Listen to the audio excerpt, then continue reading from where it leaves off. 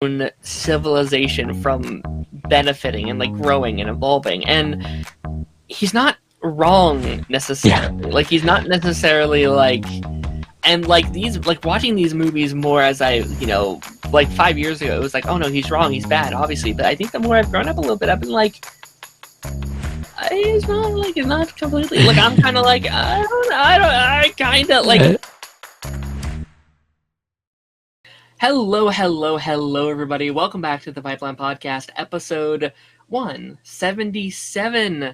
We are here for a very, very special episode. After about a year and a half, I think 15 episodes dedicated to the series, we are wrapping up the MCU retrospective, at least for now, the Infinity Saga era.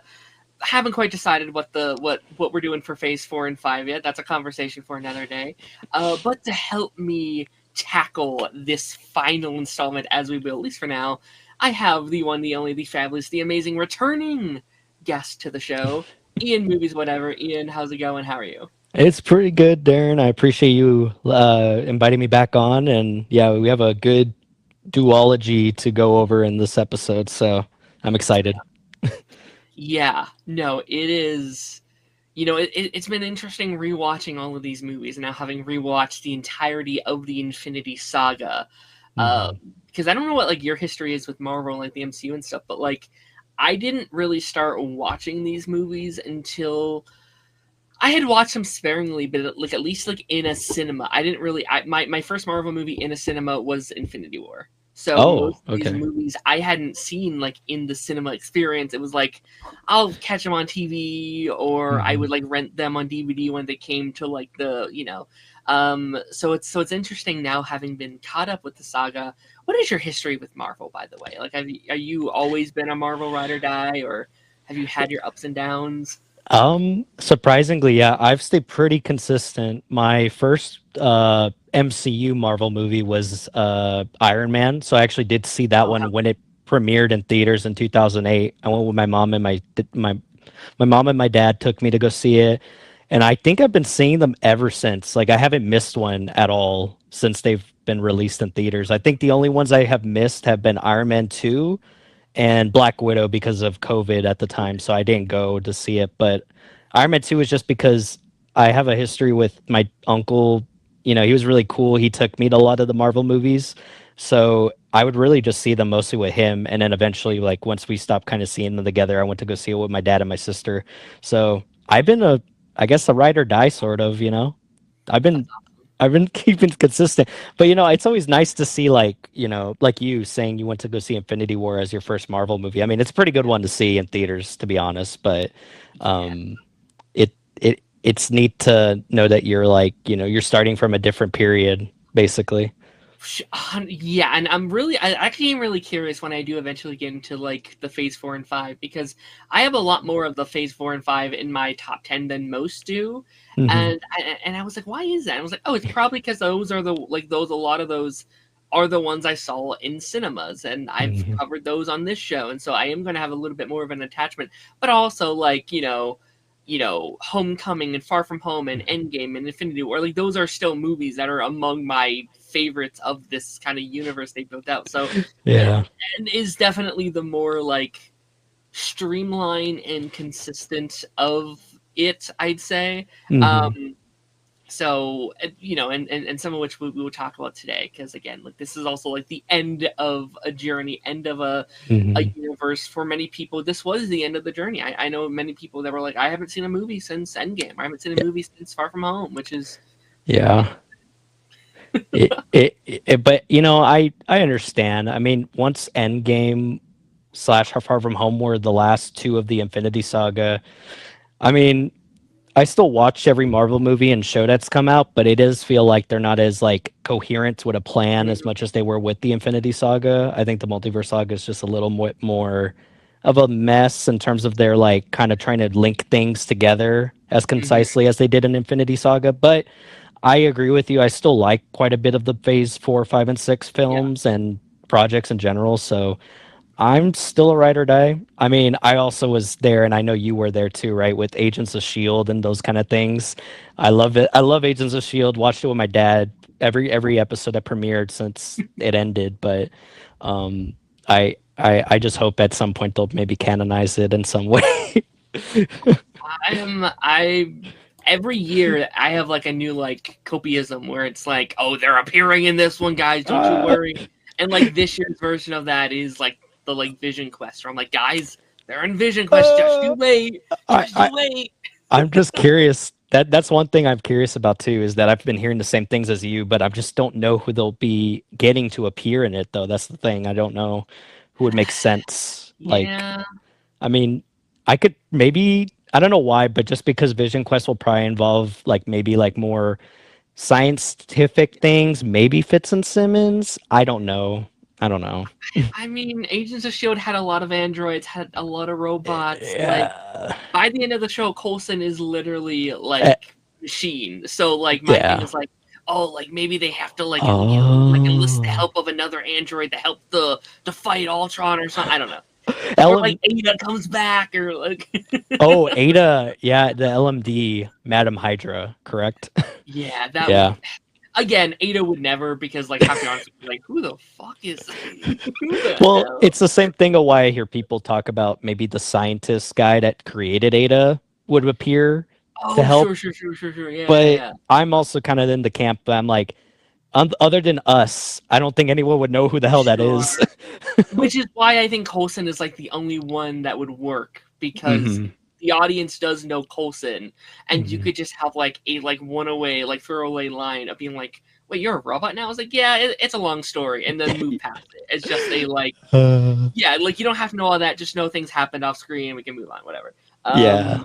No, that would probably be awesome if they bring that up because finally they would have canonized it. Because they've canonized the Defender shows now with Born Yeah. Again, so I would hope Agents of Shield gets that treatment too. But we'll see. We'll see. And like with like with Secret Wars happening, there's no reason why they can't do it just last minute. Just like make them canon, and then Yeah. once Secret Wars is there, you can undo it anyway. Because nothing will be canon. It'll be all new and fresh anyways. And then you could recast Daisy Johnson and Ghost Rider if you want to for the new whatever.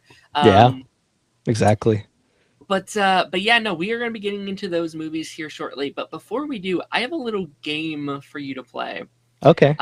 So I have a list here of, as this is kind of our finale of this, I guess, season of the retrospectives, if you will. Mhm. I have a list here of all of the Infinity Saga projects. Okay. And we're going to do a little bit of a battle bracket sort of situation. I'm going to name these two projects as we go down the line, and you're going to have to pick one from of these two options as we go down the line. Okay. Like it. Okay. Iron Man or the Incredible Hulk? Iron Man, I think for sure. I would agree. Iron Man or Iron Man 2? I think still Iron Man. I like Iron Man 2, but still Iron Man, I think. Iron Man or Thor?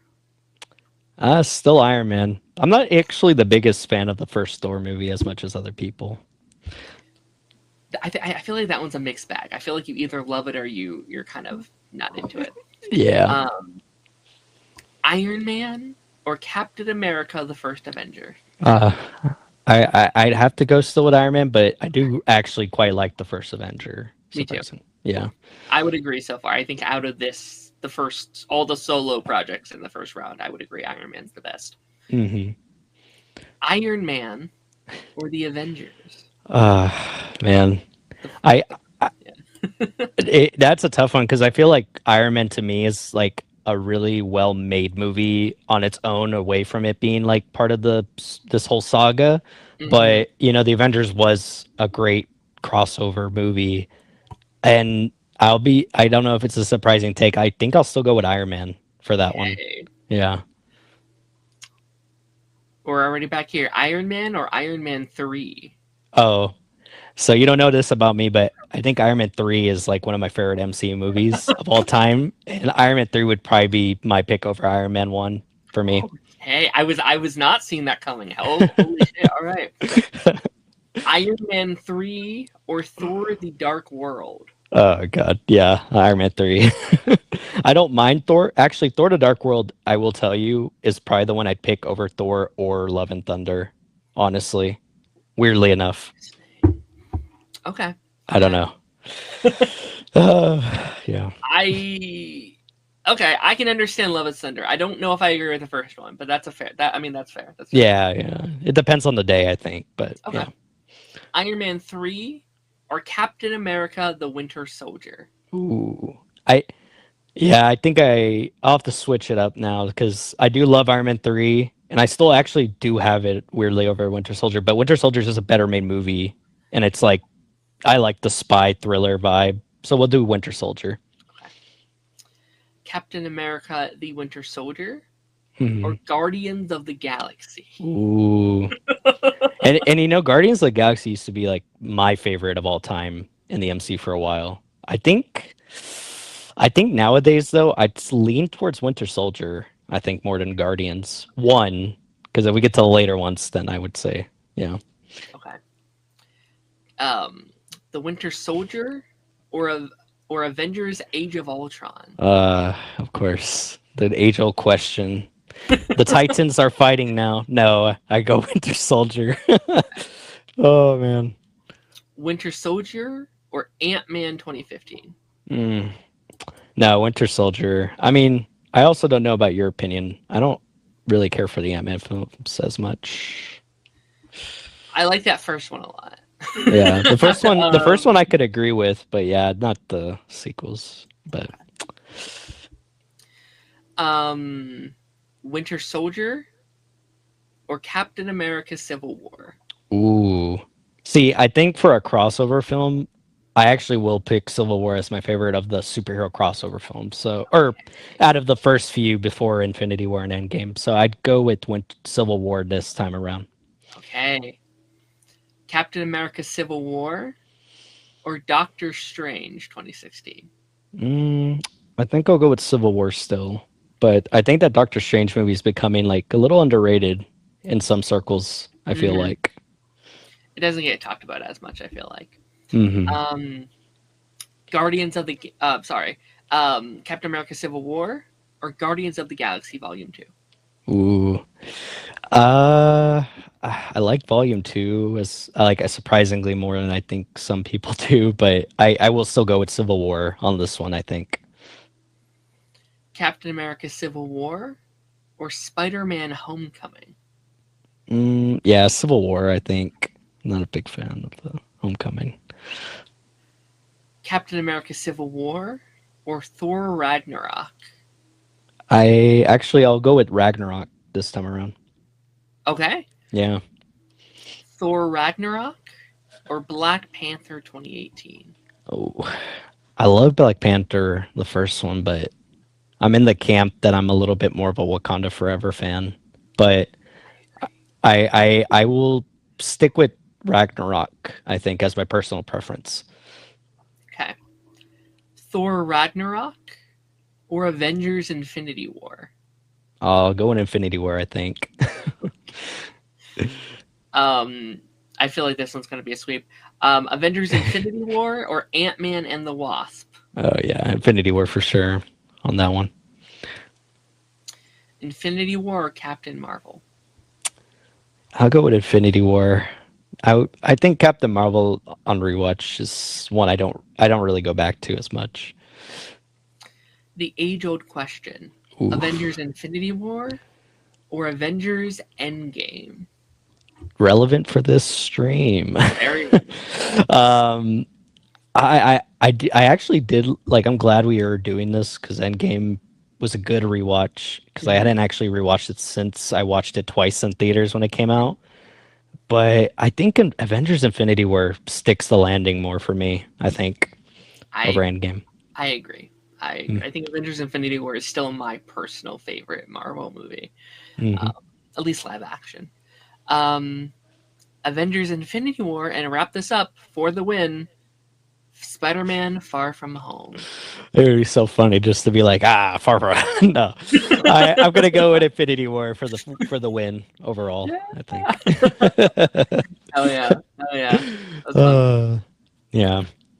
It's interesting seeing them all like I have them like printed out and like in like the notes section. I'm like, man, it's weird seeing them all just like written out like that, and doesn't feel a lot when we talk about it like that. We just go through it, but yeah, that's what, nearly 20 movies over the course of 10 years. Like, Oh man, crazy yeah. stuff. And And I and oh, guys, no, you're good. Sorry, you go ahead. and just to think they've tripled that in what, 6 years time. Like, they've done what, Yeah. almost 40 projects since this had come out. Like, we're Uh, nearing almost 80 Marvel like mainline projects, if you're not counting like Daredevil and Jessica Jones. If you count that, that's like oh yeah, 18 just there alone. yeah. So it's It great. it is crazy.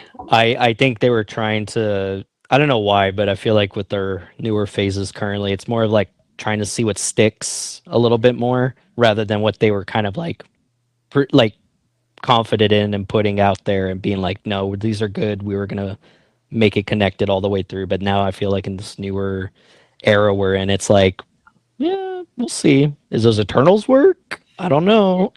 It was the experimental era, which I I, I respect a lot. Like I always respect when the studio was like, "Hey, we're gonna try new things." And mhm. like after Endgame and Far From Home both making 1 billion, like and Captain Marvel and Yeah, Infinity War and Black Panther, like these movies were doing insane numbers. They were allowed to be experimental. They were allowed to tell their creators, "Hey, just do it." yeah. Like, let them just try it out. And then but then they got hit with COVID, and then they got hit with the writer strike, Yeah. and then they got hit with the Jonathan Majors, and it's like Oh man. Yeah. it's one battle after another, if you will. So Yeah. And you're completely right in there. I mean, yeah, just so many things happen in this last three phases. But I agree with you. It is nice to have them be more experimental. Like actually bringing up that Eternals comment. I'm like, I'd actually come across it, or I've come back to it again, and I've actually kind of appreciated it a little bit more. I mhm, know a friend of the show, Ronan, is a big fan of it, yeah, and I understand a little bit more now why he's a big fan of it. mhm, But like you said, it's great to have experimental. I mean, I'm a big fan of Shang-Chi. Love Shang-Chi. yeah, I actually really like the Black Widow movie, to be mhm, honest. And then Wakanda Forever and Guardians 3. All those, all good oh, films. yeah. Yeah, no, Okay. it's like I do think, like, I sometimes think like the multiverse saga, like I think they have these really really high highs. Like I could like Hmm. independently like pick like No Way Home and Shang Chi and like Thunderbolts and like Yeah. these independent, like Loki season 2 and like now Hmm. Winter Man. Like I like those are some of my like tippy toppies of the whole, like Guardians 3. Like I love those, but it's like as a whole there isn't as much of a like connecting tissue. And I Yeah. think when you make more projects, you are more likelihood to have higher highs, but also lower lows, because there's just Hmm. more stuff in the catalog to mess up or to perfect. So it's definitely interesting. Yeah, it is very interesting. It's also wanting to integrate more of the TV show projects into these newer Hmm. films, which can be kind of a downside if you're not like a super Marvel fan to want to go Uh-huh. in and go see those like TV shows before you go see a movie. Because I liked Miss Marvel, and I actually didn't mind the Marvels, but I understand going into it if you didn't watch the Marvels or WandaVision, or sorry, if you didn't watch Miss Marvel or WandaVision, you're kind of like, who are these characters a Yeah. little bit? But I can understand why Thunderbolts didn't do as well as it should have, yeah. because the casual audience was like, well, I don't know 90% of who these characters are. Um, and uh, we'll see how, like, we're about to do this again this summer with Mandalorian and Grogu. Do the mhm. casual audience, have they seen the Mandalorian? And will they be like, who's his baby? Like, who are these characters? So yeah. Yeah. Yeah, no, that's a good point too, to be honest. I figured that a movie after so many years would do well, but you're right that it is very specific to that show, so it's dependent on if people watch the show or just kind of are casually like, oh, I know The Mandalorian and Baby Yoda, so I might go see that movie. You know what I mean? So we'll have to see about that one, actually. That's a good point. Yeah. But yeah, no, we're gonna be jumping into the main topic here today. Again, we have two pretty decent sized movies here, so I don't want to waste any more time. We're gonna be just Okay. hopping into our first movie here, which is, I always forget, I always think it's like the finale of the Infinity Saga, but technically it's not technically the ending. I still think that Spider-Man probably should have been the first project of the Multiverse Saga, but that's just me. Avengers Endgame, the final or the last Avengers movie we have in this retrospective. This is like 2019 was the last time we had a new Avengers movie. What, 7 years ago? Which is Damn. feels like forever ago, but also like thinking 7 years since Avengers. Like 2019 was 7 years ago. Oh man, yeah, it's crazy.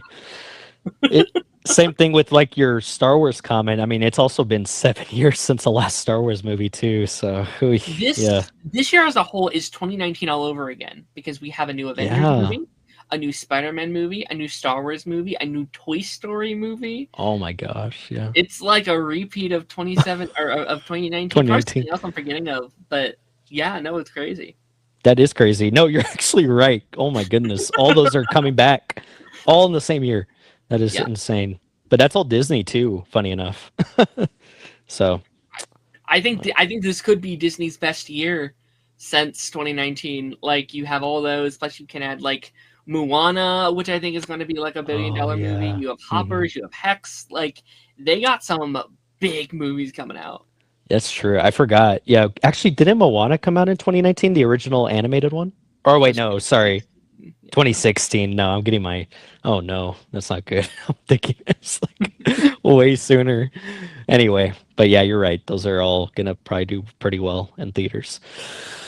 But Endgame. I mean, this is such a movie where it's just like, where do we start with Avengers Endgame? There's so many. It's such a massive movie. It's such a big movie. So many characters and plot lines and things that we could start with, but like, what's your just like general vibe with Endgame? Like coming out of that theater for the first time, how did you feel?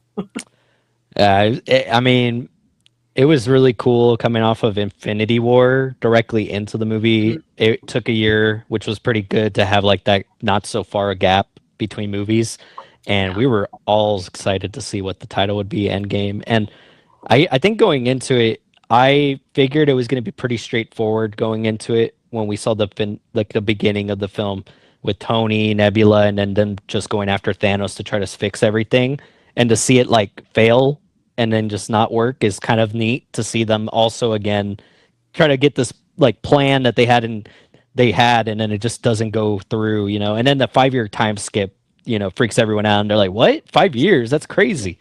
But yeah, I think the introduction to time travel in the movie is pretty neat. I think some people are in the camp of whether they like that version of time travel or not. I don't personally mind it because I think it makes sense a little bit for also going into multiverse that you'll have different timelines branch out from each other if you do something in the past or whatever. But also it's kind of cool to go back and what would you call it? Revisit those settings of other films like the first Avengers. I think Thor: The Dark World. I think The Winter Soldier somewhat, not like exactly, but kind of a little bit. Do you remember what other eras did we end up going to? It was like Guardians 1, Guardians Winter 1, Soldier, Thor 2, Thor Dark World, which again is a crazy movie to like go back to. With the ether. Kind of Infinity War, if you count the like Volmir stuff with like Red Skull, if you will. Yeah. But yeah, no, it was. I think they do a really good job at like, making it feel like a finale of the eras that we had spent the last 10 years kind of building up. And like, I don't think everything in this movie is perfect, but I do think they do a really good job at like, oh yeah, this feels like I don't want to say a goodbye, but it does feel like a capping point of that era, and like looking back at all these films and how they, I think, merge them all really well is also really cool. Like I love how, and I guess you could say like Infinity War did this too, but how they are able to merge obviously like the 6 main Avengers and all their movies, but also like how they merged the like Guardian stuff so seamlessly. Like it feels like Nebula and Rocket have been there since the beginning, but like they've never met these characters before, and they seem, and like Ant-Man as well, like seamlessly merged so well into this cast. And I think it's like so interesting, like looking at this lineup, and like there's a part of me that's like, oh, it's it's very lucky that all these 6 original Avengers like they happen to stay here, but also it's like, yeah, but would I want it any other way? No, of course, it had to be the original Avengers. It had to be that team. And then I wonder, like, how long it took them to decide which ones they wanted on the team, right? Because they could have easily been like, okay, we want Star-Lord instead of Rocket and Nebula, but they're like, no, they're gone, they're over there. Yeah. Yeah, no, I actually you bring that's a good point. I like that they kept the I mean, it narratively makes sense. Like you said, we're going to have our main Avengers be the final ones to survive because that cap off Yeah. their whole saga, you know. But actually you're right. I like that they included Nebula and Rocket as their Guardians cast, but I also like that they kept alive like someone like Rhodey. They actually had a bigger part than I Yeah. remember in the end game. I actually was like, "Oh, that's cool," because I love Rhodey and I'm just glad that he got a big, like a decent role in this Endgame film. And then Captain Marvel was also a nice touch because Sure. she's one of the more powerful characters in the series. But yeah, no, I agree. Good cast of characters. I will say though, oh, and also of course Ant-Man. I'm not trying to leave him out. Yeah. Of course, I think the funny thing is to think that this is that one universe he told us that was going to be the one, but only because a rat happened to open the quantum realm again from the van. I still don't believe there's one universe where you win. I think that's some bullshit. There is no way that there's only one. Which like maybe we can talk about more once we get to like the final battle of it all, because I do have a question about the final battle that I'll bring up. But Oh yeah. But yeah, no, it's interesting that like this is the one where it's like, why this one? I feel like there was multiple ways we could have handled this, or we could have. I don't know. I agree. I mean, I think What If actually went into a few. Didn't they go into like maybe one scenario or two? Maybe I think with this sort of like I mean, thing. yeah, because like Ultron took the stones from Thanos and Just sliced them in half. Yeah. I mean, maybe that's one of them he saw where it's like, oh yeah, the like Ultron situation was a worse version of how this could have gone, Yeah. but they still beat him anyway. So that's still a version of how that could that logic has never quite worked for me 100%. I wonder if Strange was being selfish and he was just like, "Oh, there's only one version that I survive. Every other version I die. So I want to stay alive. Yeah. So you guys have to kill someone." Oh man, that would be funny. He's just like, "I just don't want to die, dude. You got to give me the one where I survive." Because I could imagine that there were probably a few that. I wonder if it's more that he was thinking there had to been more that had like more of the character survive rather than like because there had to Sure. always be a sacrifice. I'm assuming, you know what I Yeah. mean. Yeah. I'd assume, but I don't know. But you're right. I think it is a little like, really, dude. Only one. Really, only one. There had to be a few. Even if it cost the entire team to die, but to save the world and the Sure. universe, I mean, that's still a win technically. You know Yeah. what I mean? So I don't know. Yeah. I like there's a part of me that like even wonders if it's like maybe there were multiple, but he just said that shit to like motivate Tony in the right direction because he knows how distracting he can be, how off the cuff he could be. It's like, no, you need to focus up because there is only one. You got to do this shit. But we'll go Uh, back to that towards the end because I do have a thought on like Tony's death and all that jazz. okay. But you know what? Let's just go through the cast of characters. Let's Okay. go through the cast. We'll talk about their roles in the movie, and then we can kind of circle back around to any other thing we want to mention and talk about. Talk about Tony Stark. Tony Stark, still the lead of this one. Mm-hmm. It's good to have him, I think, at the front lines again. I feel like it's kind of been a while. Like there hadn't been an Iron Man solo movie, and what at this point was quite a long time. What it was, I have the dates here, 2013. So it had So been 6 years, yeah. 5 to 6 years since he was like the lead of a movie. You can argue Age of Ultron was a Tony movie as well, but Mm-hmm. I don't know. It was nice to have Tony at the front lines again. I guess Infinity War is also kind of his movie, so I guess I don't really know what I'm talking about, but still, Well, it's good to have. Yeah, I feel like it's very, very focused on Tony. This one, this is really his and Steve's movie. this might be, I don't know. I think this one's up there for me as one of my favorite like Tony outings in terms of his like characterization. I really enjoy Tony in this one. He's pretty good. And I actually did catch at the beginning of the film his message to Pepper when he was with Nebula on the ship reminded me of Iron Man 3 when he would call Pepper on his, you remember? And he was like, Yeah. "Don't worry, I'm still alive and I'm sorry for everything that's happened." And that's a similar message he sent to her in this film, which was like a cool callback for me because that also maybe references his last outing as a solo, character in his own film was that. But you're so right. I think both Tony being the one that was able to create the time travel, being able to know how to use it, as well as like now having a family, and then that Hmm. part of him that's like, do I risk it to save the universe, or do I be Yeah. like, I don't even think it's selfish because yeah, that's your kid, right? I mean, that's your kid, that's your life. It's something where you're like, do I gamble with losing all my life with my child and my wife, or do I save the universe because that's actually the right thing to do is to give everyone else a chance to come back. And I think that's a nice like sort of like uh scenario for him to go through. But I guess in a way it's kind of just been like Pepper's like, just go do it, it's okay, don't worry about it. It's a full growth, I think, for both of them. That's Yeah. really nice to see, and I think they do a good job at showing that 5 year time jump where both can mature.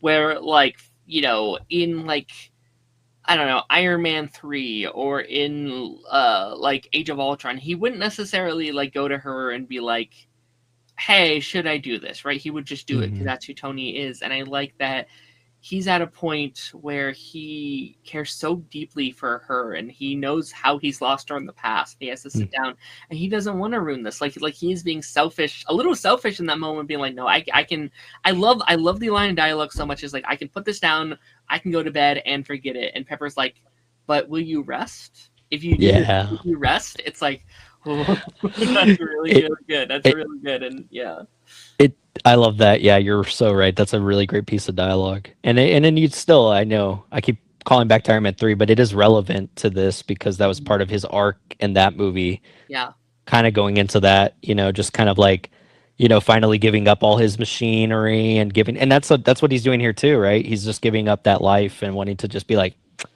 I want to stay with you. I want to stay with I'm sorry, what's her name? Morgan. Morgan, yeah. And stay with Morgan. She does love him 3000. It's kind of hard to to leave, of course. I understand, Yeah. that's your kid, but you're And right, so much growth, so much growth. I do think giving him that daughter right before he dies, I think that was a really Hmm. good decision, and I think it makes his death even sadder because you want Tony to be able to grow up with her dad, and have like he wants her to have what he didn't was have a present father, right? And Yeah. that scene actually probably one of my favorites. The things that they've done with Tony in the MCU is his when they go back in time, he talks to Howard Stark. Um, in that conversation where it's like no amount of money is like enough, just be there like with your kid and be Yeah. present, and Tony's not present either, and like there is that cycle but it's done differently. Like he is breaking the cycle and it's done in a different way, but both Tony and Howard aren't present in their child's life because they think what they're doing is best for their safety and for their future, which I think is an interesting parallel and it's very interesting. And um, yeah, no, I think this is a great one for Tony. I thought it was great. No, great. No, you're right too. I like the talk with Howard. It's very touching to have him like basically his last words to his dad since he had died in the main timeline, and he never got that sort of like closure, or at least being able to talk to him one on one. And then now, kind of like you said, he kind of now knows a little bit why his dad ended up doing some things that he did. It was out of the benefit of Tony because he was like, "Well, I'm doing this for him." And obviously he even said it, right? He said it, I resented him, or I hated him for a while, but now I kind of realize what he did was like, I understand that now. And Yeah. that's really cool. And I like those like scenes with him and Howard. Those are Hmm. really good. I like it. Yeah. Yeah, no, and it's interesting. Like this is the last appearance of Robert Downey Jr. until now, and like doing these like retrospectives, like we started this shortly after Downey was announced as Doctor Doom for Avengers Doomsday, and you know, we'll get into the Steve stuff as well, because I have kind of a similar sentiment watching this movie, because it's very interesting being like, this was their end, this was their ending, this was their stopping point, but now we are uprooting those a little bit. And I think the Tony one, I guess works maybe, I guess depending on how they do it, maybe a little better, just because it's like, yeah, it is technically different characters. It's interesting though to have like seen that death scene with all this new knowledge of like, okay, we're bringing some things back. We're going to be retreading some storylines. And I will say, like, I'm watching his death scene, and you know, we'll be jumping all over the movie, I guess, Yeah. throughout this. But I was watching his death scene, and I was like, wait, why did he have to snap? Like, why did he? I get the point was like to kill Thanos. Mm-hmm. And I'm like, we have the stones, we've killed most of their men, we have like a very powerful team of like Thor and Captain Marvel and Wanda, and I'm like, I feel like he didn't need to do that. I feel like we could have just took the stones away from Thanos, got away, and then Thor could have done his like chop off his head again, and we kind of would have been okay.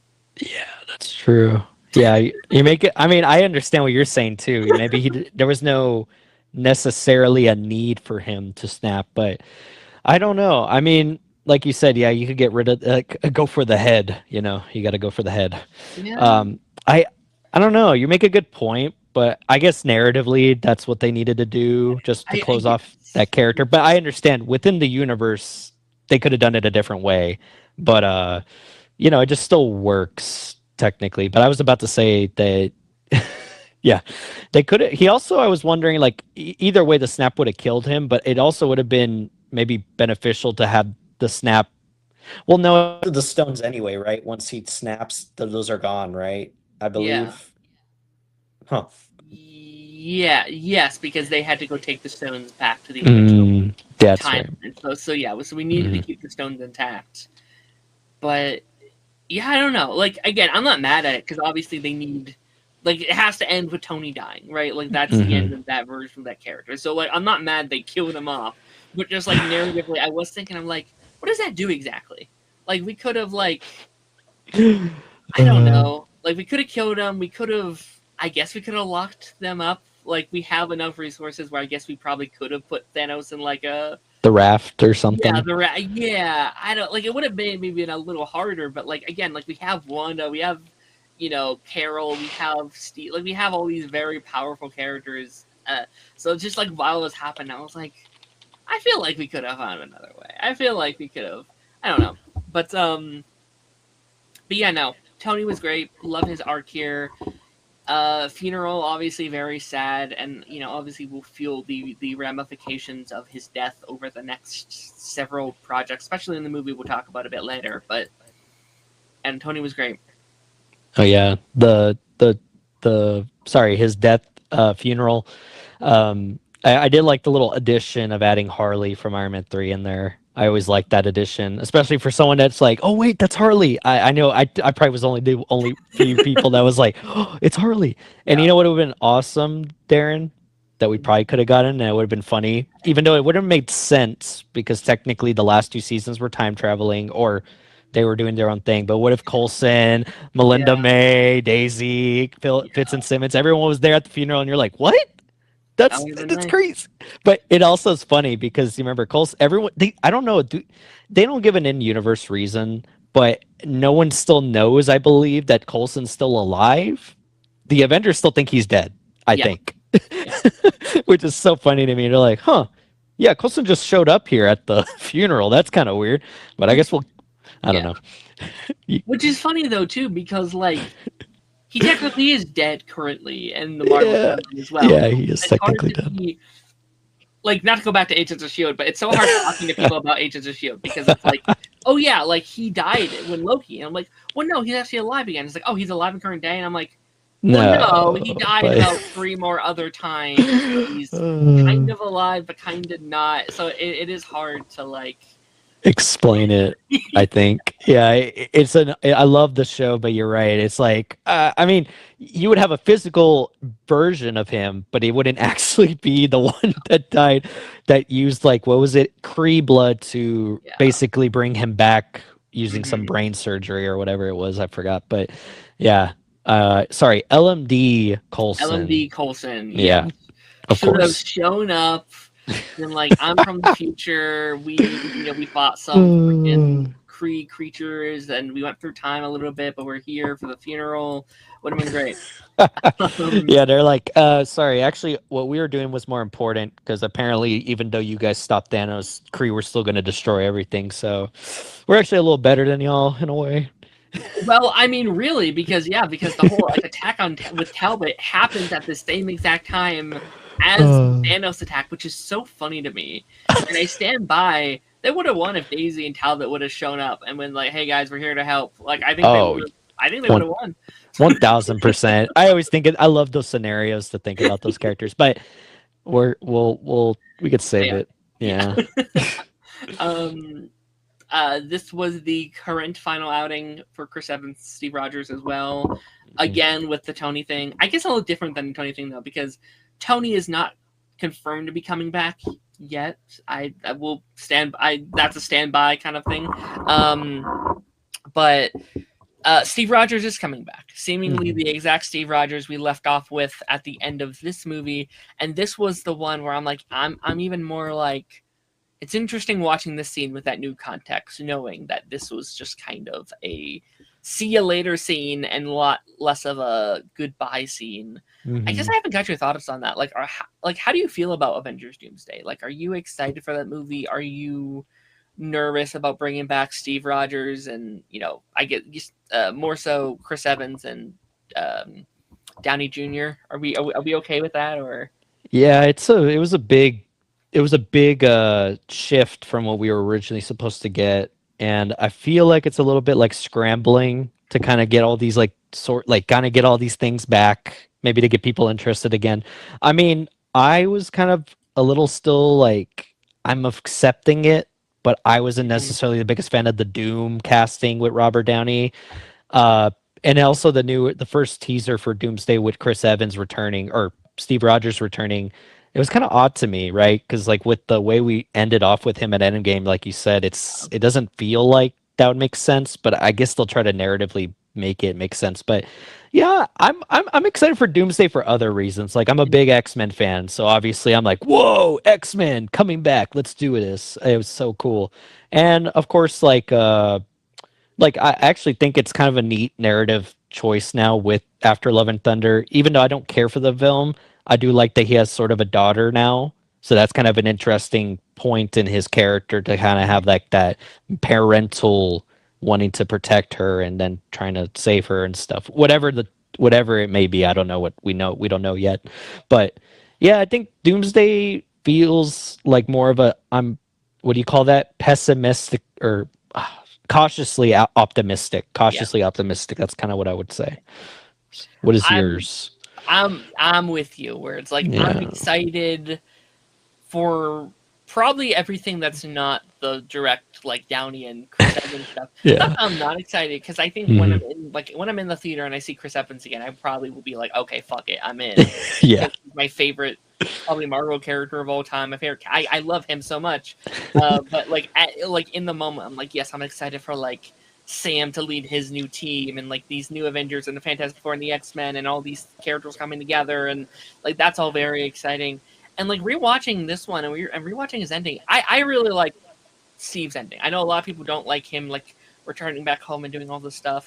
I think it works for him. I think that he is a soldier that gets to go home. I like that Yeah. for him. But I will say like retrospectively, now that we brought him back, part of me kind of is like, well, maybe you just shouldn't have done that because I don't know necessarily if he was done as the character. It kind of felt like Downey was done, and thus they had to wrap up his as well. They kind of wanted that like Toy Story 4 moment, if you will, where like we're like sending them all in their separate ways, kind of thing. Um, uh, and now that we've just brought him back, part of me is just like, well, maybe you should have like not done that, but mhm. like like Chris Evans still could have took a break from Marvel and maybe not done this whole thing of him going back in time. Like you could have had the moment of him passing the mantle to Sam and being like, okay, this is yours now. I need to find my piece. I need to go out and find who I am outside of Captain America. Had him stay in present day. Maybe he like runs for president or something. I don't know, on the side. But he is like canonically still in present day until this point, and whereas now you could do the like double Captain America thing, where it's Which like, yeah, I don't know. I agree with you. I actually, yeah, to the piggyback off of that, yeah, I agree. I don't know why, but it felt kind of weird because I do like the ending too. Like I don't mind him coming back and getting that, like, like you said, Soldier getting to go back home, giving Peggy the dance he promised her, Yeah, like he did in First Avenger. But I like that he gave it to Sam. But I do think it's kind of odd that like they do make it a point to say like, oh, he's still alive, but he's old, right? So you're like, okay, so he's kind of just gonna be in the sideline. And it's weird in Captain America, or sorry, in Falcon and the Winter Soldier, they make it a big point for some reason to be like, huh, where's Steve? Ah, I heard he might be on a moon base or something. I don't know. He's like this and that. I'm like, what are they trying to like hint at here? Because at that point he's old, so it's not like he's coming back to be like, I'm still the young buck I was to fight, yeah, fight off everybody and stuff. It's like yeah. this guy's old as hell. He's not going to be coming back. But I don't know what you think about it. But would it have been better if they maybe did it at least in Falcon and the Winter Soldier, maybe a funeral for him because he Mm, was so old. He just died of old yeah, age rather than just like he might be out there. I don't know. Where can he be? Maybe he's at yeah, Atlantis, right? With yeah. Namor, I think that would be cool. But That that is something that like I think people forget. Like I think people assume he's dead because like there was a funeral in all those trailers for Falcon and the Winter Soldier, mhm. and I think people forget that wasn't Steve's funeral. That was, and that was very fun marketing. I thought that was very like that was really good on them for like the conversations. Like, oh no, he's dead. They're going to his funeral. No, he's still alive. Steve is still canonically alive somewhere, which there's actually a part of me that would have been okay if that was his return in Doomsday. If he was Oh like yeah. old man, like it's Doom going after the old man Steve Rogers because of the things he did, and he had to go back in time and stuff. Like that would have been fun. And like the plot is like them having to protect old man Steve Rogers from Doctor Doom. Like that would have been really funny. And I feel like Yeah. you could have had your like Iron Man versus Captain America thing, but then still kept that ending pure, like that ending. I don't know. That's going No, off no, my tangent though. But no. I think I like that idea. I mean, it would at least be better than just it being sort because that's the thing you brought up. I don't think that they're letting Sam shine like they should be. I feel like Sam is almost like it's almost coming back to it being like I know they call it Steve. People like on the internet like to keep saying it's Steve Rogers is returning, but I'm like, but in a way, it's still Captain America. It's not. I understand what people are saying, but like, I wish Sam would just get to be by himself. Like, he's the only Captain America. I I know it's the multiverse saga, but still, I feel like Sam hasn't gotten this. I mean, he got his own movie, but even that movie, in my opinion, felt like it was trying to put things that weren't even including, like, weren't even related to him.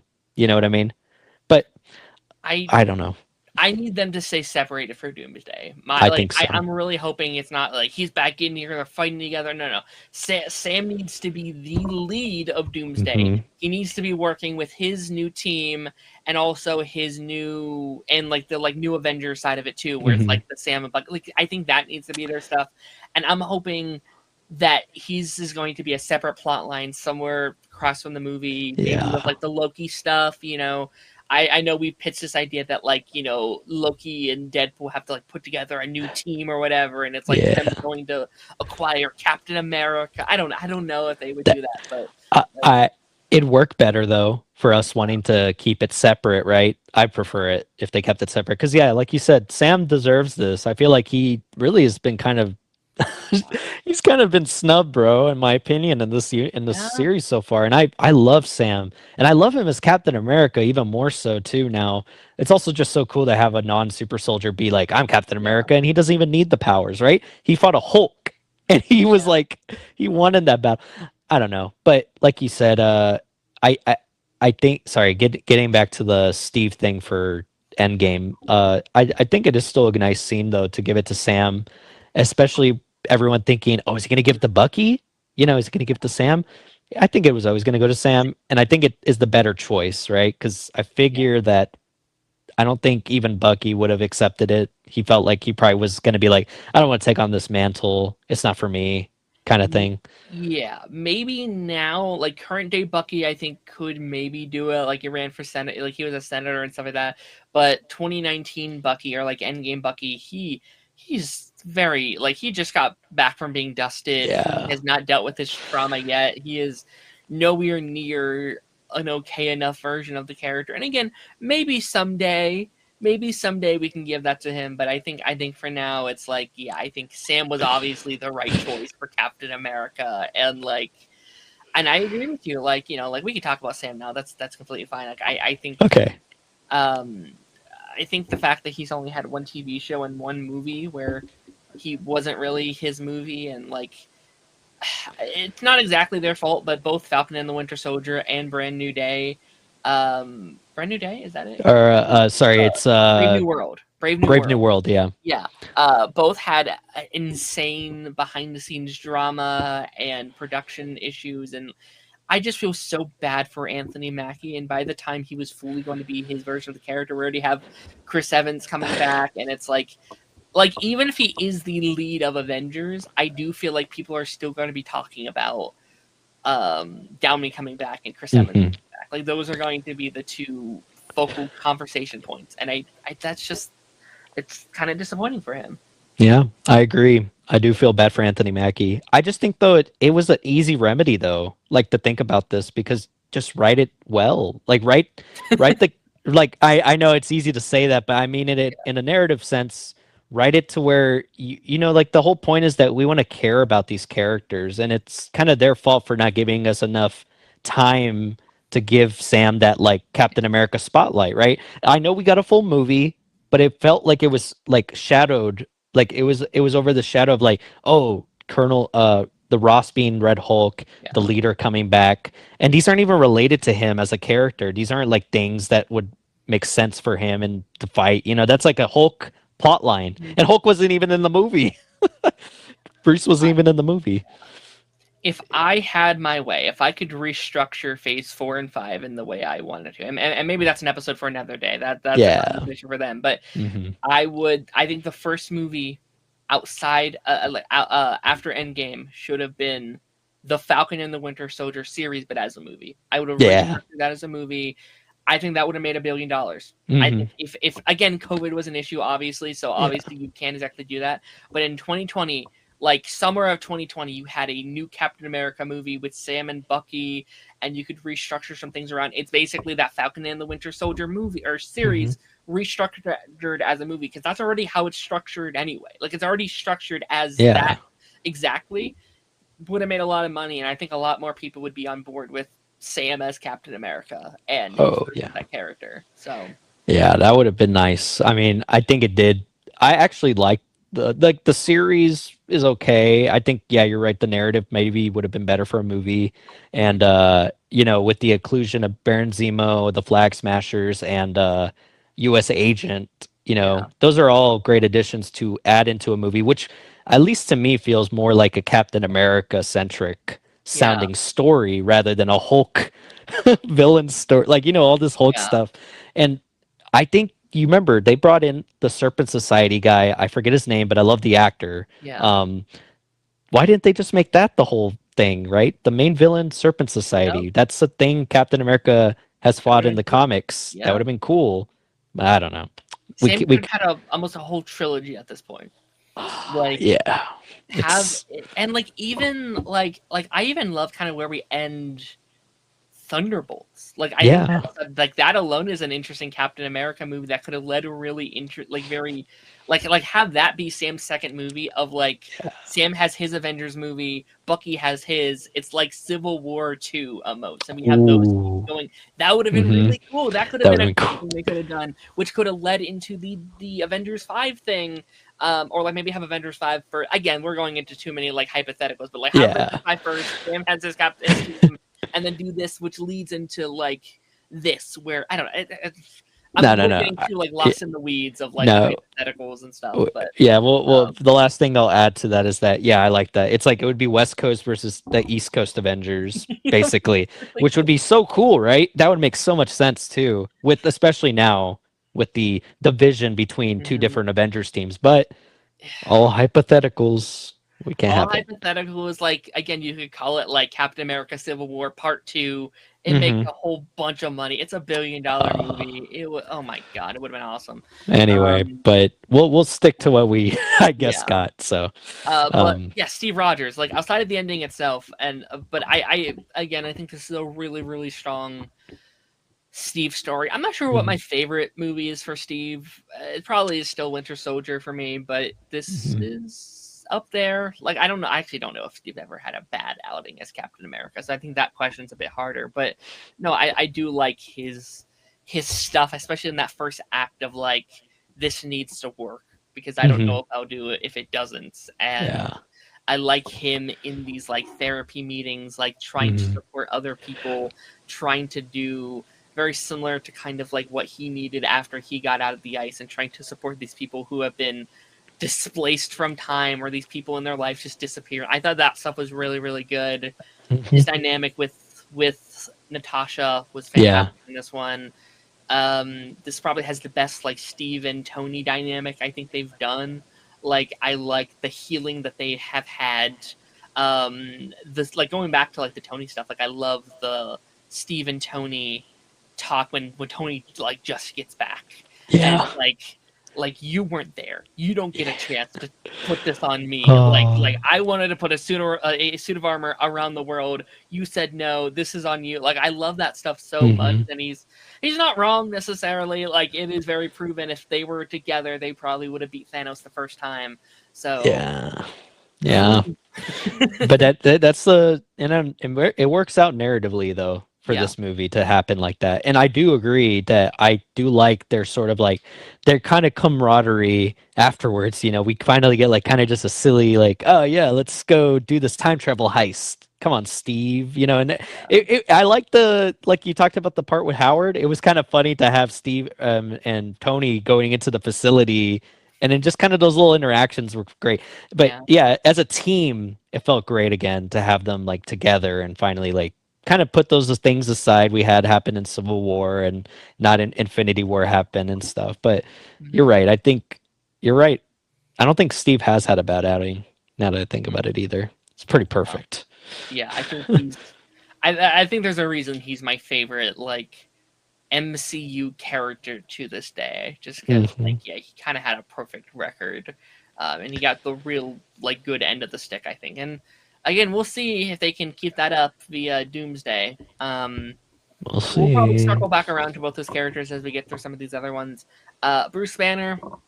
Um, He he doesn't feel like he's as like he I think they made a mistake in this movie becoming the smart Hulk or Professor Hulk. I think that whole like I guess I don't know how to explain it, but like that transformation really just kind of like dumbed down the character for me. It yeah. just didn't work as much. And I think continuing that weirdly is just kind of a detriment to that character now. I don't think that it really worked. I don't really think I cared for Hulk too much in the movie, to be honest. He's, I think, the weakest link of this one, Hmm. personally.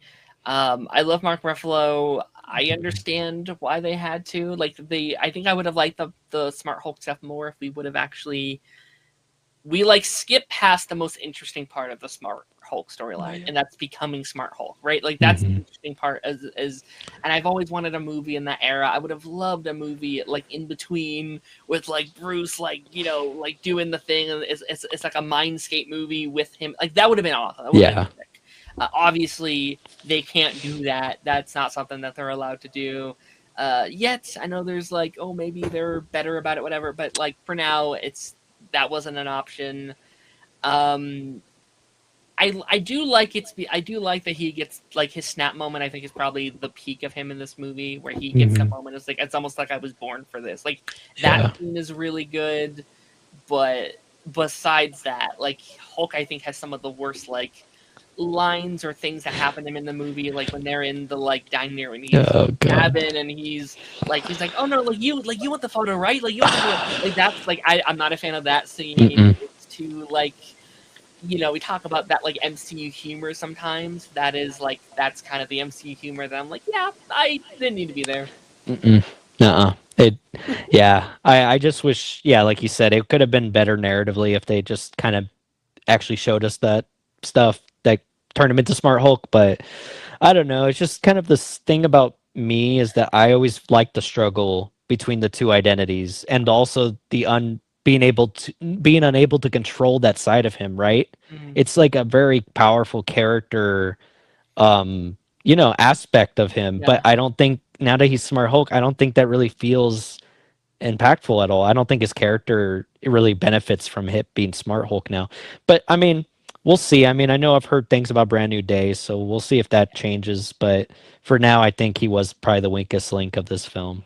yeah. This was like I'd argue the last like big feature we ever see Bruce Banner. Like he comes back a couple times, mainly in She-Hulk and stuff She like that. Hulk, yeah. Which I don't hate him in She-Hulk either, but Hmm. like he hasn't had an actual chance to, I feel like, actually deal with like what is Smart Hulk and who is Bruce Banner now. And like I do think that's a shame because he is one of the OG 6 of it. He's probably the him and Clint and Thor, like out of the three, Hulk is the only one I feel like we really haven't had a good chance to like what's up with you after Endgame? Like what's your dealio? What are you up to? What's your thing? And that I think that is a shame. And I love, again, I love Bruce, but like I I'm really curious to see what they do with him in Brand New Day because I think there's an opportunity to do something really really cool with him in this movie. Him and Peter Hmm. have never interacted. Him and Spider-Man have a history in other mediums and comics, and Yeah. I love their bond so much. They are two characters that are so similar and yet so different. So if they can nail that dynamic, I will love it. But if they Yeah. don't, it could make the movie worse. So we'll see. We'll see. I mean, I'm not gonna talk rumors, but what I've heard sounds Yeah, promising. So if that's what they end up doing, hopefully that'll probably bring it back for me, for I sure. agree. Thor, I kind of feel a little similar to Thor as I do with Bruce Banner in this movie. I think Thor's better. I think Hmm. he has a lot more moments that I enjoy. He definitely ends up being some of the very similar in line with like some of the comedy beats. He's the comedic. I'm not a huge fan of Fat Thor.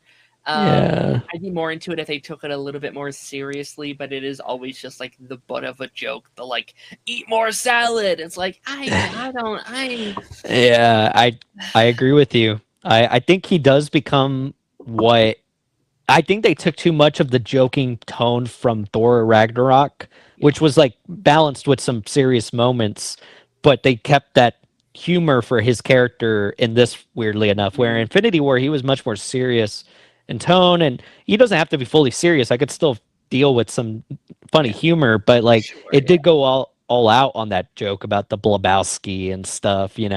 Um, but I will say the only thing I can really like remember so fondly in my mind was that his seeing his mom again, you that's know, great that it is like some of the most I think it's like one of my favorite moments actually in the movie besides like yeah obviously a lot of other things. I think such a simple like reuniting with his mom, knowing that she's gonna die later on.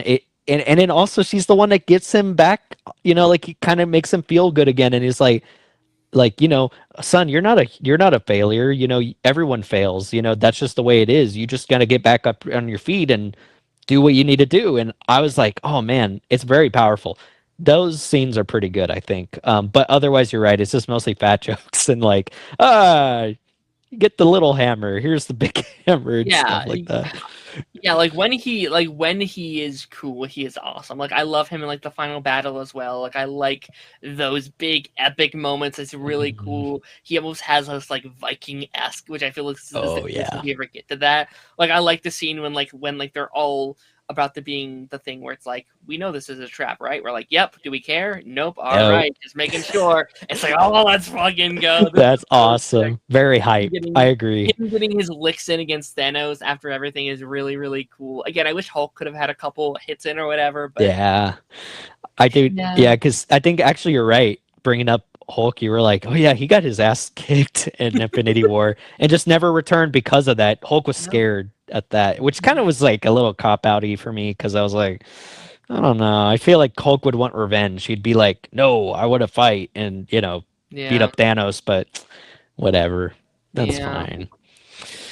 Yeah. Uh, No, Thor's. I like the Guardian spits at the end as well. I've always been a oh fan of yeah. that dynamic. That's really fun. I think that's when the humor really, like, I think that's the best humorous stuff in the movie. Where I'm like, okay, that works for me.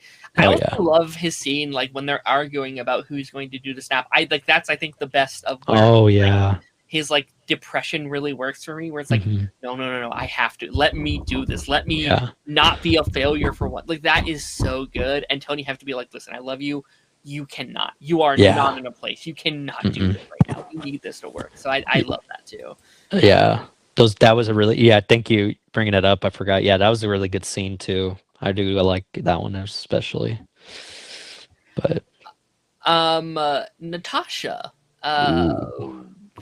I assume the definitive ending for Scarlett Johansson in the MCU. Mhm. Out of all the actors, she seems like the one that has said multiple times on the record, I am content with where my character was left off in Avengers Endgame. I don't have a desire to go back to that character as much as I'd want to. I love that cast, but I'm done, and Mhm. I respect that a lot. And looking at what we've done and what we've done with this universe, I am very, very grateful that we have not decided to bring her back. Yeah. Especially with what we've done with Yelena. I think her arc is very dependent on Natasha still being dead and being gone. And the scene, I think it's one of my favorite scenes. I almost get a little bit more emotional at Natasha's death than I do Tony's. I think just because Tony's was very obvious to me going into the movie. Like I went into the movie kind of assuming that Tony wasn't going to make it out. He was Mhm. either like even if he didn't die, I was ready to say goodbye to Tony and Steve, right? Uh, Yeah. Natasha, I really didn't think we were going to say goodbye to Nat. I thought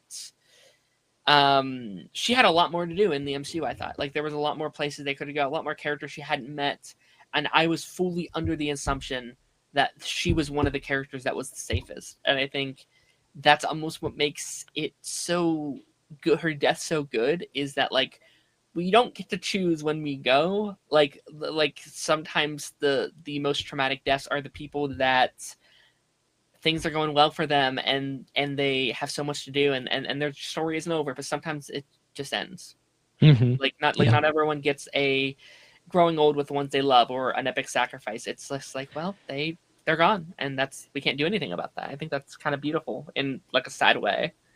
Yeah, I like that perspective of it too. I will say though, I think as a fan of Nat, it was yeah, it was pretty upsetting. It was a pretty emotional scene, and I agree with you, especially with her being so adamant about wanting to be the one to die over Clint, Mm, wanting to say, "But you have a family, you have this and that.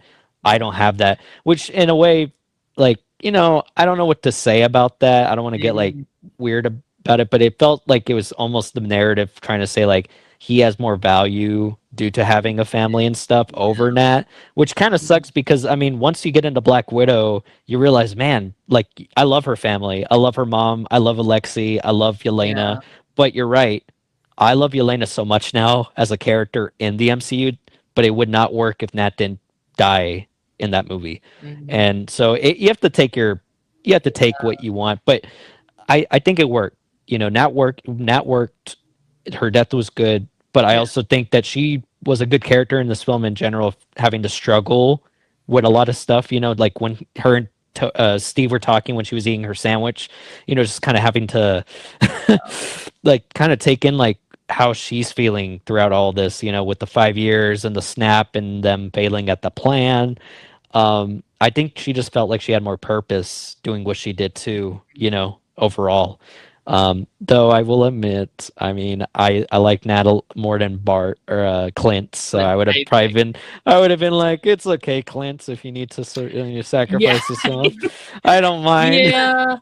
I Yeah, like you could have like, if you want to switch like if you like there's an alternate reality where we could do the Hawkeye show with Natasha Oh, training like Kate instead, yeah. like that. Like there's an alternate reality where I'm like, all right, I don't hate that. Like I can Yeah. kind of see, I can see where else with that, but It would be kind of cute too, because it would be like her training like a new like just another Hawkeye. Like she sees her yeah, she sees Clint and Kate, and that'd be yeah, kind of cool. And I never even thought about that till you mentioned that would be cool if she trained her in that show. That would be actually pretty cool. that'd be Um, cool. Yeah, but I will say that for the like getting in a little bit of Clint about that, yeah, with Hawkeye, I still think though that the Hawkeye show does benefit for me caring a little bit more about Clint because beforehand I really wasn't big fan of Hawkeye as a character. Uh, Also, I do like him as Ronin though. I will admit Ronin is pretty cool. As little as we get of him, yeah. he's still pretty cool. But I will admit I prefer him as Ronin than Hawkeye. And when he's Hawkeye, I'm just like, don't care too much. This movie made me want a Ronin. Yeah. Like I kind of wish the Hawkeye show, and I get it, I know it wouldn't have worked because it was supposed to be like a Christmas like a fun little Mhm. like TV show for the holidays. But there's a part of me that kind of wish it was like I don't know if you've seen Arrow, but like Yes. Arrow Yes. style or Lost style, where like half the show is like flashing back to his Hmm. journey as Ronin. Like that would have been kind of really cool, and we get to go back and forth. We get to parallel to the things he was doing because he's fucking awesome as Ronin. Yeah. Like that fight scene when he's taking them out, and I Oh love the man. lines where it's like Thanos took like Thanos like took them away, and now I'm gonna like I'm gonna take rid of Yeah. you, or like something like that. Like that was such a It, cool like it's like holy shit. Yeah, yeah, I like how brutal he is, but also just like yeah, I do like that line in Japan when he's like, you're like, oh, he left all you guys, like what you were doing during the 5 years is not beneficial to anybody. What you were Yeah. doing, so I need to get rid of you. I think it was pretty cool. But you're right. Like again, I'm a big fan of Natasha. I really like her character. Mhm. I think Clint is a little bit interesting now with the Hawkeye show, but like you said, it could still work if it wasn't Mhm. Clint, because I love Kate Bishop. Kate Bishop's awesome. Same. Love Kate Bishop. So I'm happy where it's going now. I think also Hawkeye's basically retired at this point, so it's not even a big They keep issue. saying that. They I keep mean, saying that. Like he wanted to retire back in like Age uh, of Ultron. He was feeling I'm getting too old for this. He like uh, retired all the way back in what freaking oh, sorry, you're Civil right. War in Hmm. 2016. He's still doing this. I know he's still trying to push for a Hawkeye season 2. Oh, Um really? He is? he really wants Hawkeye season 2. He's Oh, been trying to okay. push for it. There was I that did whole not know. thing where like he was mad because apparently he was going to be getting paid less money for a season 2, and I'm like, I I, would take the paid the I would take the I would be the bigger person and take the down like the less pay because I'd want to give Kate still the spotlight. that's what I was saying. Where like a lot of people were like mad about this because like he was saying like, oh, they're paying me less money because I got hurt in the accident or whatever, and I'm like, it's probably because you weren't the main character anymore. It's probably a Uh-huh. Kate season. Like that would that again, we don't know what happened behind the scenes, so I don't want to comment too much on that. But Hmm. but yeah, No, you're right. But I think my only thing about the Ronin stuff is I also like I do think they skip over it very quickly. Like hmm once he's back, they're like, all right, moving on. Like let's not even address it. And it's like, yeah. dog, you just like you've been like the serial like vigilante. I feel like there should have been maybe a conversation about like, hey, so what's up? Like, you good? Yeah. Like, should we talk about this? Yeah, I felt like it was just like yeah, just they glossed over it very Yeah, quickly. I mean there was very much trauma there, but also like his vigilante status going from like this guy that will just like kind of nick you on the head or the side of or like with an arrow, and yeah, now he's like, no, I'm just gonna straight up murder you. yep. And I Punisher style basically, Hmm. I think you're right though. We should have probably gotten a Ronin show. That would have been pretty sick. Rhodey brings it up in the end game that he was in Mexico because he was going after the cartel, and I believe later he was with. I'm assuming they don't say it outright, but I'm pretty sure that was the Yakuza, or it was a Magical, or what's it called? What's it called? That the thing from Yeah, Shang-Chi, yeah. Magic. I don't know the name of that. Oh, okay. Anyway, Madripoor, whatever it's called. Yeah, Yeah, yeah, this yeah. so something That neat. sounds right. But yeah, I think Clint's. he's a mixed bag. If they kept him, if they give us more Ronin stuff, maybe I would probably like him more. But Hmm. they very much quickly glossed over that. I was like, whatever. Yeah. Um, I don't talk about too much. Rhodey is in this one as well. Hmm. Might be my favorite. Actually, it might be my favorite Rhodey outing. Hmm. I think letting him. I think the Rhodey and Nebula combo is like one of those like a combo we never thought we'd get, but somehow really really works. And I think for the first time, Rhodey is outside of Tony's shadow because they are on separate missions, and Rhodey works as his own independent character. I think this is probably the best pitch this could have done for Rhodey to get his own movie. Hmm. Of course, like canonically, I don't know. Like, there's a conversation about like, is this even Rhodey? Is this a scroll? Like, if we want to go down that rabbit hole, I don't know about the Endgame version. I imagine I'm misremembering probably because I've only seen Secret Invasion once, but uh, I'd imagine it was post Endgame when he got switched, I believe. yeah, And I hope that's the case because it would be really weird to have these like kind of like impactful events happen and then it's just a sure, scroll rather than sure, Rhodey. But you're right. Rhodey's pretty cool in this movie. He's really great. I yeah. like him a lot. Yeah, no, Um, he doesn't have a lot to do, but I think when he does, it's really cool, and they give him some really cool moments and storylines and yeah. stuff like that. Yeah. Uh, did, Um. did you notice too a small little detail? And I never noticed it until like rewatching it again. But they had made actually a Lego set of it where he actually switched to a Iron Patriot suit and the Endgame battle. And I found out it was because the canonical reason was because the War Machine suit broke, and I think there was just a suit down in the there was a suit down in the facility that was available, and it just happened to be the Iron Patriot suit. I'm like, what? That's cool. I always think of Tony being like, why Iron Patriot? War Machine's so much cooler. Who's gonna say I'm the Iron Patriot? You know, kind of something like Yeah. that. Okay, that's fine. We're all good with that. Yeah, no, he's cool. I hope we can see, Don Cheadle return at some point. He's not confirmed for Doomsday yet, and that Hmm. concerns me because he's like the one of the ones I really want for Doomsday. Me With too. it literally being like it's not evil Tony Stark, but let's be honest, it's evil Tony Stark. Like Yeah. it's like that would Yeah. be the one character I'd be like, yeah, he needs to be there. Like he needs to be like, yo, what's going on? Maybe more for Secret Warriors, but we'll see. Um, Scott Lang. Um, you know what? I feel like I owe Scott a little bit of an apology because I said in our Ant-Man episode, I was like, I think he peaks. Like he never gets that good again after the first Ant-Man movie.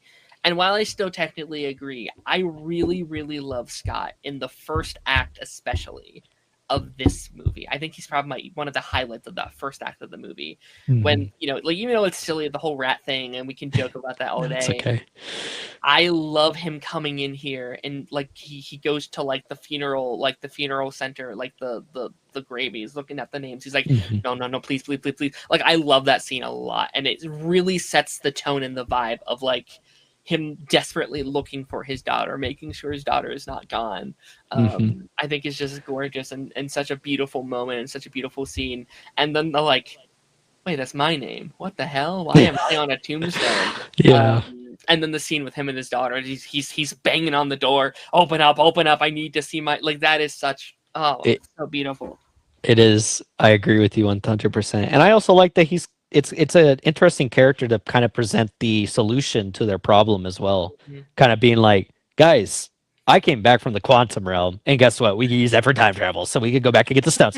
And I like him. You're right. I think this probably is one of my favorite outings of him besides Ant-Man Yeah, 2015. It's a pretty good highlight. And yeah, yeah, you're right. His with Cassie and everything, pretty powerful stuff. I really wish they kept that actress for Quantumania. I don't see a reason why they had to recast her. I'm not saying I'm against the actress. I'm just saying I don't see a yeah, reason they had to recast. yeah. It doesn't matter though.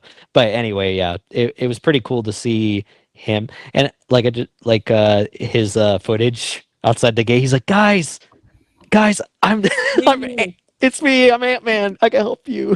It's And he funny. has really good like it's really cool to like see that chemistry with the cast. Like obviously he has his moments in Civil War, but now he's like he is an Avenger now, and he gets to hang with like Steve, and I think his almost like rivalry almost with Stark, I think is really really funny. Yeah. Like it's almost this carryover of Hank's beef with Tone or Howard, and Howard, yeah. yeah, it's almost this transfer where like they're not beefing, but they just have a little this back and forth they keep going at this little like tiff, like this tit for tat. I think is really really funny. And then Steve is almost like the like middle ground of like, all right, guys, let's calm down, Yeah. calm down. No, you're right. That one of the funniest moments was whenever he was bringing up the Back to the Future version of time travel, and like Tony's like, "Are you getting your time travel knowledge from Back to the Future?" He's like, "No." What are you talking about, bro? He's fun. He's fun. He's Sometimes I fun. think he's a little silly. There was like there's some scenes where I'm like, okay, maybe he could reel back a little bit, but I think he plays it good though both ways. I think he works better for the comedic moments rather than they did with Hulk or Thor. I think. I would agree. I Yeah. would fully agree with It, that. I guess where I'm kind of at with it though is like I sometimes think they treat Scott like a. I don't love when they treat Scott like a dummy. Like if yeah. you look back to that first Ant-Man movie, he's a very qualified like hero. Like he's not Tony Stark, he's not Hank, but he is a smart man. He's very level-headed human. Like he is, I'd say, smarter than the average man. And I think starting, I think in Quantum or not Quantumania, Ant-Man and the Wasp, and it carries over a little here, and we see it a lot in Quantumania. They do kind of treat him as like a doofus sometimes. The like, Yeah. I think it's still like Paul Ruddification. Like, not saying Paul Rudd is like that, but like they often give Paul Rudd the roles of the doofus dummy character, and I feel like it bled into Ant-Man a little bit, and hopefully. I'm actually really curious to see more Scott in Doomsday because we've heard he's one of like the bigger characters in the movie, like one of the bigger stars in the movie. So I'm wondering, I could see him being second lead in Sam's team. Like those two would have been the longest running Avengers from my memory. Like those two have been friends the long. I guess like Joaquin, that's probably as well. But like, oh yeah. yeah, but still, like I could see like him and Sam have known each other for a while, so I could see them working well together and having that dynamic will be fun. Yeah. Actually, that would be pretty nice to have them in the same team because I love that that was his first like fight with an Avenger was with Sam back in Ant-Man. And I agree with you too about your points about him kind of being dumbed down to be a doofus. They even made Nebula made a whole thing about it when he was eating his taco and they're like, some idiots in the landing zone. Get this Yeah, guy out of here. It's like, oh, okay, guys, we can calm down. I mean, he is the reason why you guys are even able to do what you're able to do. He's the whole thing, right? And you know what I do like too is that he had moments specifically in the 2012 New York scene where he was genuinely mad because they're like, guys, you can't just do this. yeah, We only have one Pym particle thing left. You can't just be changing the plans willy-nilly. This is insane. yeah. And he's like, calm down. He's like, I'm not gonna calm down. You know, I like that. He can be It's serious at points too, which is good. Yeah. yeah. No, finding that balance is really, I think, is key for Ant-Man. Yeah, because like he is a silly little goose, but like I like that he gets to those like moments of like levity. I also really, and this goes into like the third act and more like the cameo roles, but I really like the scene. And I don't even know how we'll begin to talk about like some of these cameo roles because there's so many of those. But I do really like the scene that calls back to Ant-Man and the Wasp, where it's like, if like you asked, would you have helped me with Steve? Like if I would have called, would you have said? It's like I guess we'll never know. And I like the whole moment of their like yes, Captain, and they both go in and they do the thing. It's like, oh, that's a nice full moment for like their relationship, and that was really nice. Speeding through some of these other ones, though, Rocket and Nebula also in this movie, very prevalent. We talked about it earlier, but I really enjoyed their back and forth as well. I thought they fit very nicely into the team. Rocket just weirdly fits in with this dynamic. Like him and like Tony is such a fun dynamic that we have.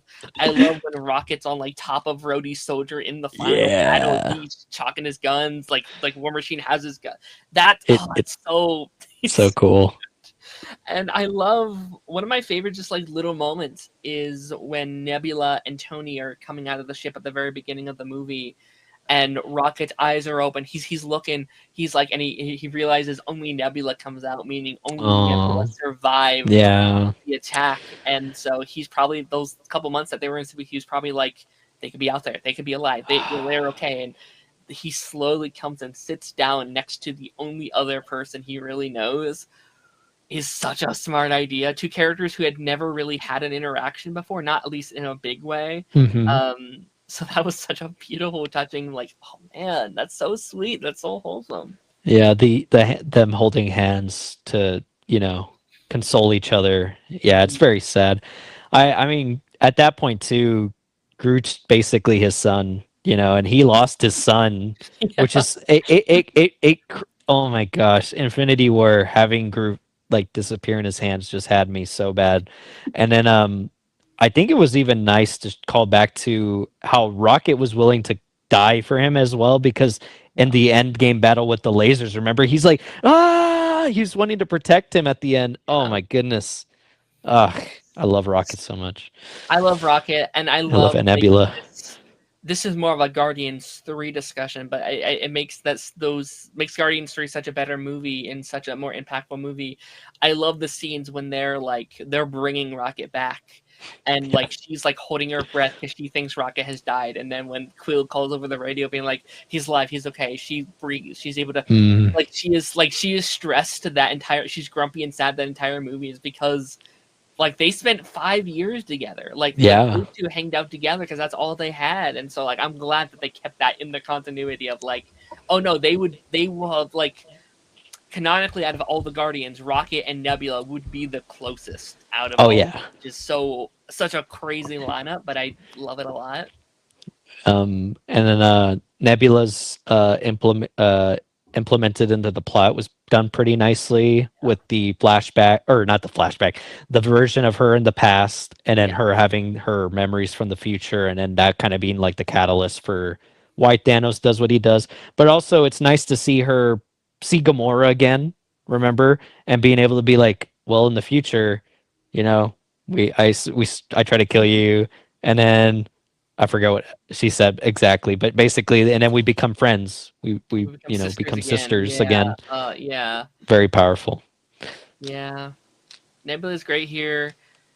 Gamora's interesting. I still don't know if I fully how I fully feel about the Gamora situation. Like I like it. I wish maybe we could have got a little bit more development. And again, this is more of like a Guardians 3 thing Yeah, than a Endgame thing.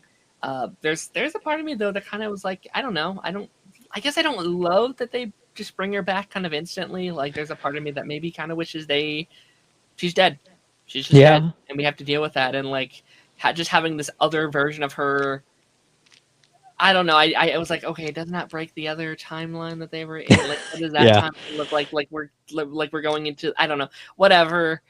Again, that's more of a Guardians 3 discussion than a Endgame discussion. But Yeah, it's just very sad to me because Peter had so many moments, like he had a life with her basically before, and now that he's seeing her for the first time again, and she doesn't even know who he is and doesn't want to mhm, even get to know who he is, it's kind of like very sad, to have to lose that person that was so so integral to his life. And like you said, it carries over to Guardians 3, which would be a whole nother discussion. I get a little annoyed with what they have to do with her character in that, but mhm, in at least in Endgame, yeah, she doesn't get much, but I guess yeah. that was intentional. So, Do you like this version of Thanos?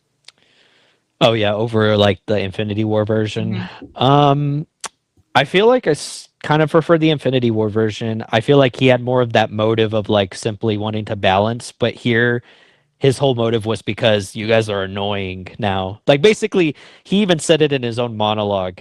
It was supposed to be nothing personal, but now I'm going to make sure your planet will suffer the most.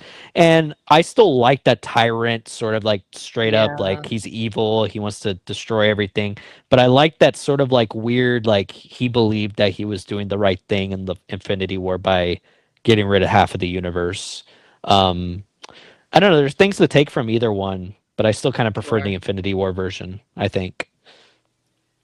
Yeah, I definitely like the Infinity War version more. I definitely think I think that one line of dialogue though is kind of interesting, where it's like free will is preventing you from getting the best version of yourself in a way, where it's like the story of like I have to take away like you are harming your own civilization from benefiting and like growing and evolving, and he's not wrong Yeah. necessarily, like he's not necessarily like, and like these like watching these movies more as I, like 5 years ago it was like, oh no, he's wrong, he's bad, obviously, but I think the more I've grown up a little bit, I've been like, it's not completely like, I'm kind of like, I kind of like, Uh, and maybe it's just me getting more like cynical in it being a not saying he's right, but obviously there is this bit of like, well, I see it, like I can understand why someone would come to that conclusion, and yes, we should stop him, but also I'm like, but it would help, like it would technically help the human, you know what I mean? So I think no, it is I, an I interesting I understand. conversation for sure. Yeah. No, I think at a different scale, possibly, right? Like Sure. I mean, like, because that I do agree with you. It's like, I kind of get it though. I understand what he's saying. Uh, Shoot, what was I gonna say? But yeah, no, I his greater plan, at least to me, made it that he was a very complex character with his genuineness and wanting to do Yeah. it because he feels like it benefits the universe rather than in Endgame it still was his plan, but it got like it got kind of sidelined to be Yeah. like, oh, you guys, now I know what you guys did to me and now I'm gonna make sure you guys suffer, Yeah. which is fine too though. I don't mind that either because he could still be that character. It's the thing about what you brought up about, like, you just watched Age of Ultron not too long ago, and Ultron had similar ideas of wanting to get Mhm. rid of the world in a very different scale and different way. Sure. But I But mean, also, like, yeah, like that, like they do kind of have the like this version of Thanos and Ultron are very similar, where it's like I have to burn you to the ground and start fresh. It's like Noah mhm. Ark style, where I have to restart humanity for humanity to be healed, and I'm kind of like, I don't know. The more I see of humanity, I'm kind of like, I get it, Yeah, I understand. It's not the right choice, but it makes sense. maybe maybe you got a point. I don't know. Like you said, Um, I could be a little cynical as well, and that comes to mind whenever that happens too. So I don't know, but yeah, it's no, you're right. It makes him a complex character, right? So we could still see the side of him, and that's good narratively to be like, oh man, he kind of makes some good points. yeah. Not like I guess for a bad example, it's unlike something, or a bad example in the sense that it's like the opposite of like Joker 2019 or something. You know what I mean? Yeah. I mean that's a different version of that, but in this one you're like, okay, wait, he's trying to. I could see it. I could see it with Thanos. That makes sense. I definitely think there's like, I kind of want Thanos to sit down with a scientist and be like, okay, I got this power, right? Yeah. What's a better way of going about this? Like, is there a better way to help all of humanity? Like, can I, like, I don't know, like, again, it's been kind of disproven by scientists who have had this exact like conversation, but like, could you grow um the resources instead? Like, could we grow, like could we make the planet bigger? Can we, like, I don't know, like, again, I think scientists have gone over and be like, that wouldn't work for A, B, and C, or D, or whatever, but like, Yeah. I do think with the power he has, there are there I think there could have been a better way of going about it. Like, I think there's a way we could have maybe done this in a different way and maybe would have worked Yeah. better. Yeah, it's like it's the simplicity of his mindset too. Because I guess in reality, he could have just asked for everything to be perfect, and that would have been, you know what I mean, and that would have solved everything. But to think about it like that, that still gives him complexity in his mind and making sure that, like, yeah, we kind of we understand somewhat, like, oh, because like you said, if he sat down with a scientist, he probably could have been given a better choice. But Mhm. have you watched the Godzilla movies at all? Like those MonsterVerse films? I've seen the MonsterVerse ones and I did -1. Yeah. And there was I think it was in Kong, Godzilla versus Kong, Hmm. where, or no, no, no, sorry, King of the Monsters, Okay. where it had that villain where he was like oh, we need to let these monsters fight because it will eliminate like half of the population or something, which was a more dumbed down version of what Thanos was going at. It's kind of like the simplicity of him just being like, there's too many humans, we need to get rid of them. Like, okay, but it's more in a villainous sense where I'm like, this is very cartoony, but at least with Thanos, it kind of Sure. works where he's like, I don't know, he kind of makes it sound more complex and like in a way a little intellectually, you know. It wasn't, yeah, like it wasn't notorious. Like I like that. Yeah. I really love like the opening stuff and like them coming, them breaking into Thanos' house and stuff. And like I like that he destroyed the stones because he knew he would Hmm. be tempted to use the stones. Like it's like I had this one, like I if I didn't use it again, like if I just left it here, I would have used it, or someone else would have come in here Hmm. and used it. And like there is that temptation of just like what will we do if that's available to us. And I think that adds a lot to his character. It's like, oh, he doesn't want power, he doesn't want money, he doesn't want resources, he had this one mission, he did it, and he can die happily and he can die contentful. Like he was totally okay to die after he did his mission. I think that adds a lot to that character. Yeah. um so yeah.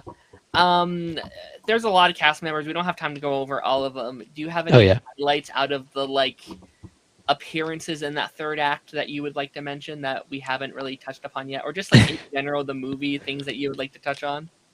I think I guess it leads into our Far From Home discussion, but I think Peter coming back and Tony giving him that hug during the battle, That was nice. very very impactful. I also think that Peter taking Tony's death pretty hard was also very impactful because Mhm. I don't know if you've heard anything about this. I just found this out yesterday, but people were saying how it felt weird that he felt that this version of Peter had it hit him harder when Tony died rather than Uncle Ben. And I'm like, when did we ever see him We mourn don't over Uncle know. Ben? Yeah. Like, I don't understand where that was coming from. So I'm like, okay, back off, guys. We just need to take it as it is. Um, so yeah, just think about it like that, right? That's pretty impactful. And then plus Tony, even though he has his own kid, he felt very guilty for Peter to have blipped. You know, it just really, Yeah. actually, to be honest, now I'm thinking about it, that was one of his other motivations too, was like Peter's, not yeah. not only his friends, but just feeling guilty for Peter because he's a kid, you know, and he's like that's like a a father son sort of somewhat relationship that was pretty good, you know. That was his first line when he got home and he sees Steve. It was like, I lost a kid. I lost a kid. Like that was Oh like, wow, man, yeah, man, forgot that's about that. Yeah, that's crazy. But yeah, no, it's very impactful. I will bring up Peter, and that was one of the things. Peter's great. It's also, I think, very important. I mentioned that this was the last live action appearance of Chadwick Boseman as Yeah, Black T'Challa, Panther. Yeah. which I've brought up in every appearance that he's shown up so far. I want to give that respect. And it's I mourn the potential. Obviously I mourn the person too, but like I mourn the potential of that character so much, where it's like he was supposed to be one of the big three. After this, it was supposed to be what, Captain Marvel, Doctor Strange, Black Panther, Hmm. and kind of Spider-Man too, if you want to throw him in there. But like, yeah, no, it's so devastating to see kind of like just all around how things kind of fell apart from that original plan of what they wanted to do with those as like your main three. Um, Yeah, Chadwick is he's a marvel in both the like he was such a great actor, and as Black Panther, regardless of my feelings of the newer one being my favorite, I think he mhm. was literally him and Michael B. Jordan were like amazing in the first Black Panther movie. Like there's no ifs, ands, buts about it. I Chadwick Boseman as an actor was a pinnacle part of that film. And it's unfortunate because I guess in Endgame, since he was one of the ones that got blipped, he didn't get much until the Yeah, end. So that's why I didn't feel like there was much to touch on there. But yeah. his reintroduction was pretty cool to see him back with the Wakandan army and everything. The And it like also, drums as they do their chant and everyone yeah, kind of comes together. It's yeah, it which Oh, go ahead. Sorry. No. I was just gonna bring up I like that one bit where he calls Clint his name because in Civil War he's like, I don't care. I don't care. Yeah. Yeah. Anyway, So you can like tell. that scene has so many callbacks and little moments that like you're going to only get if you've seen all the stuff and you've seen them multiple times. And um, I almost like forgot to mention. I feel like I have to, or people are gonna yell at me. Yeah, like the two big moments, the like theater reaction moments when Steve gets the hammer for the first time. You like think Oh sure yeah. it's him, and like I every time I watch that scene, I hear the cheers in my ear as it's happening. Like Oh it is man. like it's almost weird not to have the like people standing up and throwing their popcorns and doing their things. And it is our generation's version of Minecraft, I guess, of like not to that degree, but obviously it's like it, we were pretty obnoxious when that happened. and it's funny because the last thing I'll bring up was that you're right. The reaction is always there when the hammer's being picked up, and also I wouldn't doubt it that there's going to be a re-release. Unless I'm misinformed, there's supposed to be a re-release in September of Endgame with a end credit scene for Doomsday, and I will not doubt for a second that people that go see that will still cheer when he picks up the hammer. There's just no I hope way. so. Yeah. Yeah, no. I'm the like post credit scene thing isn't confirmed yet, but Oh, that's okay. like speculation is they'll most Okay. likely. Well, still go Um rewatch it anyway. That's fine. I'm zooming through here. I think we already talked all we need to about Doctor Strange. He had his Mhm. one moment.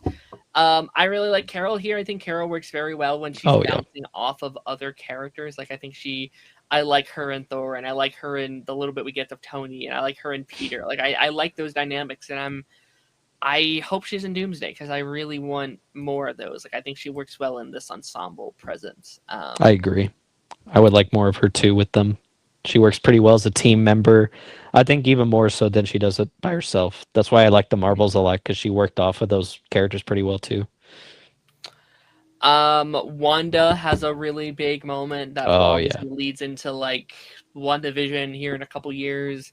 Her, it's like you took everything away from me. I don't even I know don't who even you know who you are. are. It's so funny and so good, and yeah, well, that's obviously lead up into her getting her own show. Bucky doesn't kind of have a lot to do here. Bucky's Mm-mm. kind of just there. Obviously, Steve has his like Avengers Assemble moment, which I feel like I also have to mention. Fantastic scene, great scene, amazing scene. Fury's in there for a bit. Drax in Mhm. there for a bit. Mantis versus the Guardians. I do wish Drax got a little bit of maybe at least a couple hits in on Thanos or something, just to justify Yeah, against because with he his was children. because of his vendetta against Thanos after finding out it was him rather than Ronin. Or what was it? Am I misremembering? No, he knew it was Thanos, right, the whole time. Mm-hmm. Yeah, Yeah, so his family getting revenge, yeah. Um yeah, Peter Peter Star-Lord. Yeah, he gets a few moments there too. yeah. I didn't mention him. Also, you have the Loki scene in like the heist uh, Oh. stuff where he flips Yeah. away, and it was like, oh, okay, set up for the Disney Plus show. That's the version of Yeah. Loki we're following to this day, which is crazy. But, That's our Loki now. yep.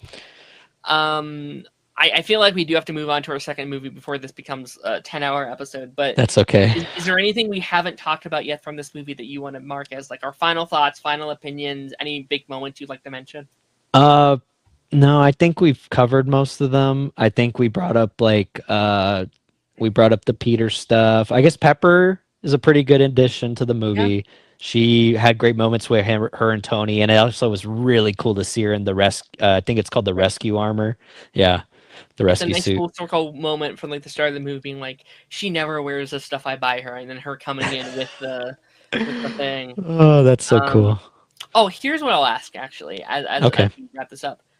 Do hmm you think we'll see Morgan in Avengers Doomsday?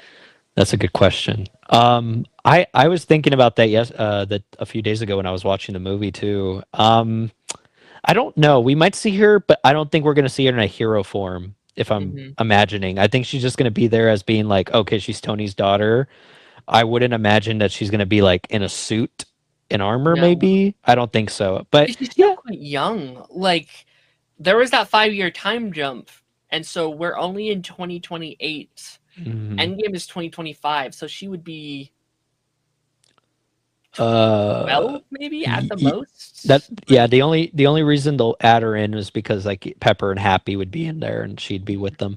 I think if anything, which I don't want it to happen, but they could do a variant of her from another universe if she's older, but that's not going to work out narratively. I I don't think.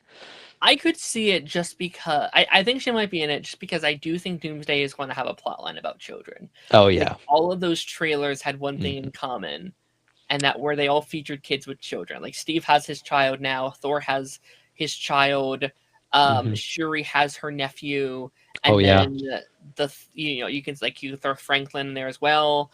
Scott's the only one we don't know about, but they could easily throw in like a Nathan or whatever, like Cable. Maybe I could see maybe Oh Doctor. yeah. I could see it. I could see maybe Doctor Doom is going around and like collecting these heroes' children, and maybe that includes Morgan. Like maybe That could Morgan is include. among those kids or whatever. Um, and then maybe that's building up to like a new Avengers, or I'm sorry, like a new Young Avengers. Like I think the Young Avengers we thought they were building to, I think is getting way too old to be Young Oh Avengers. yeah. So maybe it's like, okay, this is the new Young Avengers, and we'll age them up a little bit post Secret Wars or That something. I don't that know. could work. I still think that they can still use the ensemble cast they're planning on using, but Mhm. I think the new Avengers, the Young Avengers now are no longer called Young Avengers in the comics. I think Champions is what they refer to them as. Change them, So yeah, champion to West Coast or something like so change, yeah. yeah, they could work around it. But yeah, I like your idea though, because now we have Wiccan, we possibly will have Hmm. Speed, and Yeah, now you're talking about maybe Morgan. But I love I do love Riri and Ironheart, yeah, so we'll give her the Tony mantle, to be honest. yep. Anyway. Alrighty, we're gonna be moving on. And we don't have to talk about this one obviously as long. Obviously, Endgame was such a big conversation, so it was gonna take a little bit. But we have Spider-Man: Far From Home, also a uh, 2019 movie. I was thinking how close they were in release. They were a couple months apart. they Like, spoiled Tony's death, technically. They did. I think it was like the trailers were coming up before even Endgame came out, if I'm not mistaken. yeah, they had to edit it very carefully. Where it's like, oh, Peter's back. Okay, we'll see what happens there and how he comes back and stuff like that. And then after Endgame came out, I remember the ad, like it was Tom Holland before the trailer because the movie had just come out. It's like, hey guys, just gonna have spoilers for Avengers Endgame if you've not seen Endgame. Oh, And then okay, on the okay. trailer, that I thought was so funny that they had to do that because it was like so close together, which would never happen now. I don't Mm-mm. think that would be a disaster if they did that now. But um, they could get away with that then because both made didn't both make $1 billion. I'm pretty sure. I mean, yeah, yeah. I think 1,000, yeah, 1,000% they made billion. Well, I mean, Endgame made like 2 billion, and I think Yeah, Far From Home made about a billion. yeah, It says 1.1 billion. Yep. So, yep, crazy stuff. They were crazy stuff. at the top of the world. They were like they could do no wrong in this era. They're flying high, man. Thoughts on Far From Home? Thoughts on Far From Home? Uh, I don't know. It's funny. I've actually rewatched this one more than Endgame because I've done a lot of Spider-Man rewatching Oh, from sure, yeah. like when No Way Home was coming out, and as well as when they re-released all the movies in theaters a year or two ago. Uh I go back and forth on it because out of the trilogy, No Way Home's definitely my preference for his Hmm. film, but it's very hard because that's like the only two solo outings he gets is really the Homecoming and this one, Hmm. and No Way Home's very much a sort of crossover. I know he still gets his own moments in there, but it's obviously hyped up about Toby and Andrew coming back. Yeah. But Far From Home has its highs and lows. I've always come to it just being kind of in the middle for me. Uh, Hmm. I like the cast. Jake Gyllenhaal is a great Mysterio, but I don't like his motivations very much. And I think I am very much rewatching this movie. I will be honest with you. Oh my god, Maria Hill and Nick Fury pissed me off so fucking much. I cannot get over how they are like, yeah, get this kid, help this kid. It's like, and then it's even worse because those scrolls are just so stupid. I'm so sorry, but the scrolls are so damn stupid. it's only justified by it being scrolls. Because with Scrolls. Homecoming, I'm like, Nick Fury wouldn't say this or he wouldn't do that. Mm-mm. So I do think it was smart to be like, okay, this is kind of because I think to make Mysterio's thing work, it couldn't have been our Nick Fury, right? Mm-mm. Because there's like Nick Fury would have caught it very instantly. Like he would have done all like as soon as he came down, he'd be like, bullshit. All right, lock him up, get him out of here. Like he would not let that slide. So I do think it works that it's like, okay, yeah, it's not really them actually. Yeah, it's a very convoluted plan to get the Edith glasses from Peter because I feel like everything had to go perfectly to plan, and it had to have that Nick Fury and Nick Fury was stupid because otherwise he would have caught on probably more quickly if it was our Yeah, actual Nick Fury. But I do like the Mysterio illusions. I think he had a. I think the backstory was the first, technically, our first introduction to the multiverse idea yes, in the movies with him saying I'm from six. Yeah, he's like I'm from 616 and this is 823 or whatever, and then blah blah blah blah blah. Uh, I think I like Peter a lot. He wants to just be a kid, dude. I just feel so bad for him. He's like, I just want to be on vacation, and they just keep calling me. Leave me alone. yeah, And I don't know about you. Let me know what you think.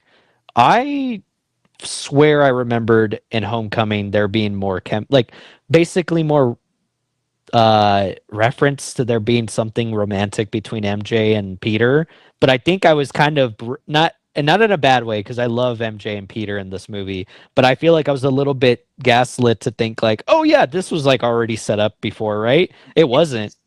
it's it's such an I would say out of nowhere setup because I think it kind of works with teenager because that's kind of how Mhm. teenage romance works, where it's like you will not notice each other at all, and then one day you're like, oh yeah, they're pretty. All right, I'm gonna, Yeah. ask about you. That happens, but yeah, in Homecoming, it's not there at all, which I actually kind Mm-mm. of like. I like that. Mhm. Like sometimes it's just a very subtle progression where it's just like they're just a character in someone's lives. Like they are there, they're in the background, they're someone else. I maybe would have liked a little bit more setup in this movie because they open up being like, all right, I'm gonna ask her out, we're gonna do this thing. I was like, whoa, all right, Yeah. like ease us into it a little bit, buddy. Like, uh, maybe show, I don't know, a little back and forth before we I don't know. But again, like yeah, that's very like teenage coded where it's less like, yeah, they just do that. That's just how teenage romance yeah. works sometimes, I think. It's the Um same. I mean, they do that with Ned and Betty. Remember, they're just automatically like, "Yeah, we're together now. Hey, babe, yeah, how are you doing, babe?" it's so like I want to be like it's so silly, but like that's just how it works. Like It it's it works like that. unironically Mhm. one of the better representations of how like teenage romance do operates. And I don't know if these movies are the greatest about like portraying real like teenagers and how they act, but in terms of that far, I'm like, yeah, that's how it ends up happening. Like you'll be not dating, and then the next second you're like, oh, they're in love and they've been dating, and it's just we got to move on from that or whatever. And no, you're right. I think it does make a realistic portrayal of that. So it's not even a. I don't think it's like a like a bad take at all. Very good. Yeah. Um, I this is an I have a hard time talking about this movie because I love a lot this movie does. I think this Hmm. movie does a lot of really cool things. I think there's a lot of great moments and scenes and ideas, and then there's scenes where I'm just like, I don't know. I don't know how this works for me, and I think it's a mix. I think it's a mixed bag of a Marvel movie. I think it's a mixed bag of a Spider-Man movie, and I think yeah, like there's great ideas here. There's great moments. There's great scenes. But then there'll be a scene where I'm like, God damn it! I'm like, why did you do that? I was like, I don't like that or whatever. No, you're right. Yeah, I agree with you. It's a very mixed bag. I like it more than Homecoming personally, Oh, but really? I prefer Homecoming for other scenes. It's the thing about it also being a mixed bag for me. Besides No Way Home, which I kind of definitively like, I Mhm. think it's like Far From Home and Homecoming that kind of like I'm kind of like back and forth on. Okay. Far From Home has the unfortunate whole sort of I guess they kind of carry it over from Homecoming, where I'm just kind of like, can we stop? Like, I understand it's very fresh in the universe that Tony died and that they Mm, all think he should be the next Iron Man, basically. But I was very much annoyed about that whole wanting to pass that mantle down. And it's not even like Tony passing it down to him, really. It's everybody in the public and everyone thinking he should be the next Iron Man. And I'm just not into the idea. I just feel like friendly neighborhood Spider-Man is all I ever wanted. And I've always liked, I've always liked just a friendly neighborhood Spider-Man. And I just feel like the connection to Tony is good when it first started, but I feel like it's a little detrimental to the character to have to keep that connection so strong with the Edith glasses and then Mysterio having the motivation more from yeah. Tony rather than Peter. It's a mixed bag, like you said. I don't know. How do you feel about I that? I'm so frustrated about that because I kind of a little bit disagree, but the movie kind of goes out of its way to kind of disagree with me back in a way because I really love what the main story this movie tries to do because I think the point is that Peter isn't Tony, right? I think Yeah. the main story narrative is that Hmm. like everyone expects me to be the new Tony Stark. Nick Fury does, Happy does, people does, even my aunt and even I do to an extent. And I don't Hmm. want to be Tony Stark. I want to be Yeah. the friendly neighborhood Spider-Man. That's what he's been fighting for since day one. That's what I love Homecoming. I love the ending of Homecoming where it's like I'm not. That's not what I want to do. And he's kind of got thrown into that life. Although I think they do a really good job about that to a point where it's like, no, I'm not Tony. I'm not. That's not who I am. But then they'll have a scene where it's like, oh, he's doing the exact same thing. Like I think the scene between like Yeah. him on the plane with Happy, I think that's such a brilliant scene where it's like, you're not Tony Stark. You're never going to be Tony Stark, but Yeah. that's okay because you're Spider Man and that's who you Hmm. are. But then you immediately have him like turning on the like Led Zepp like the music, and he Yeah. like, well, you kind guys, you're kind of like making it. Are you Tony Stark or are you not Tony Stark? Like I do think this Uh, movie has a hard time distributing that and like pushing that forward, and I think No Way Home does a lot better job of that. Like he is Peter hmm. Parker, he's that. But then you even open that movie with like him in like the Iron Spider suit, and I'm like, my guy probably shouldn't be wearing it here. It's a little bit of Yeah. a they kind of drop the ball a little bit. Like they keep introducing this idea: I am not Tony Stark. I'm not Tony Stark. I'm not Tony Stark. But they do keep trying to make him Tony Stark a little bit. So I do. I kind of have a love hate with the themes and ideas of this in particular movie, and I'm like, you were so close to nailing it. You were right there, and yeah, Yeah, I no, don't I know. agree. You're right. The themes are kind of all over the place, I think, with being I'm not Tony, but let's give you some Tony traits, like the AC/DC stuff. Uh it yeah. I mean, but you're right. I mean, maybe I don't know. I just wish, well, now we might be getting that obviously, but I just think that now is a great time in the MCU now that he would probably be able to just stay away from being able to, stay on his own. I think it still works though, right? Because I guess we were gonna expect still like this kind of like passing of the torch, but knowing that like I'm not Iron Man, very basically. But I don't know. I get kind of silly with my with me being like, oh man, this movie wouldn't have gone over the way it did unless like the scrolls weren't so stupid and and if Quentin Beck wasn't like able to get Peter to give him the glasses, I guess it wouldn't have happened basically. But Yeah. those are nitpicks. I'm not trying to make it like that's the whole detriment to the film. I do like though Quentin Beck is a very good like basically how do you call him? Like he's a very good at being able to just trick you and his person. Like I like the way he tries to get in with Peter being like, don't you should like he even insists like don't worry about it. You're not Tony Stark, just be yourself. But that was a way to get him to give him the glasses on purpose.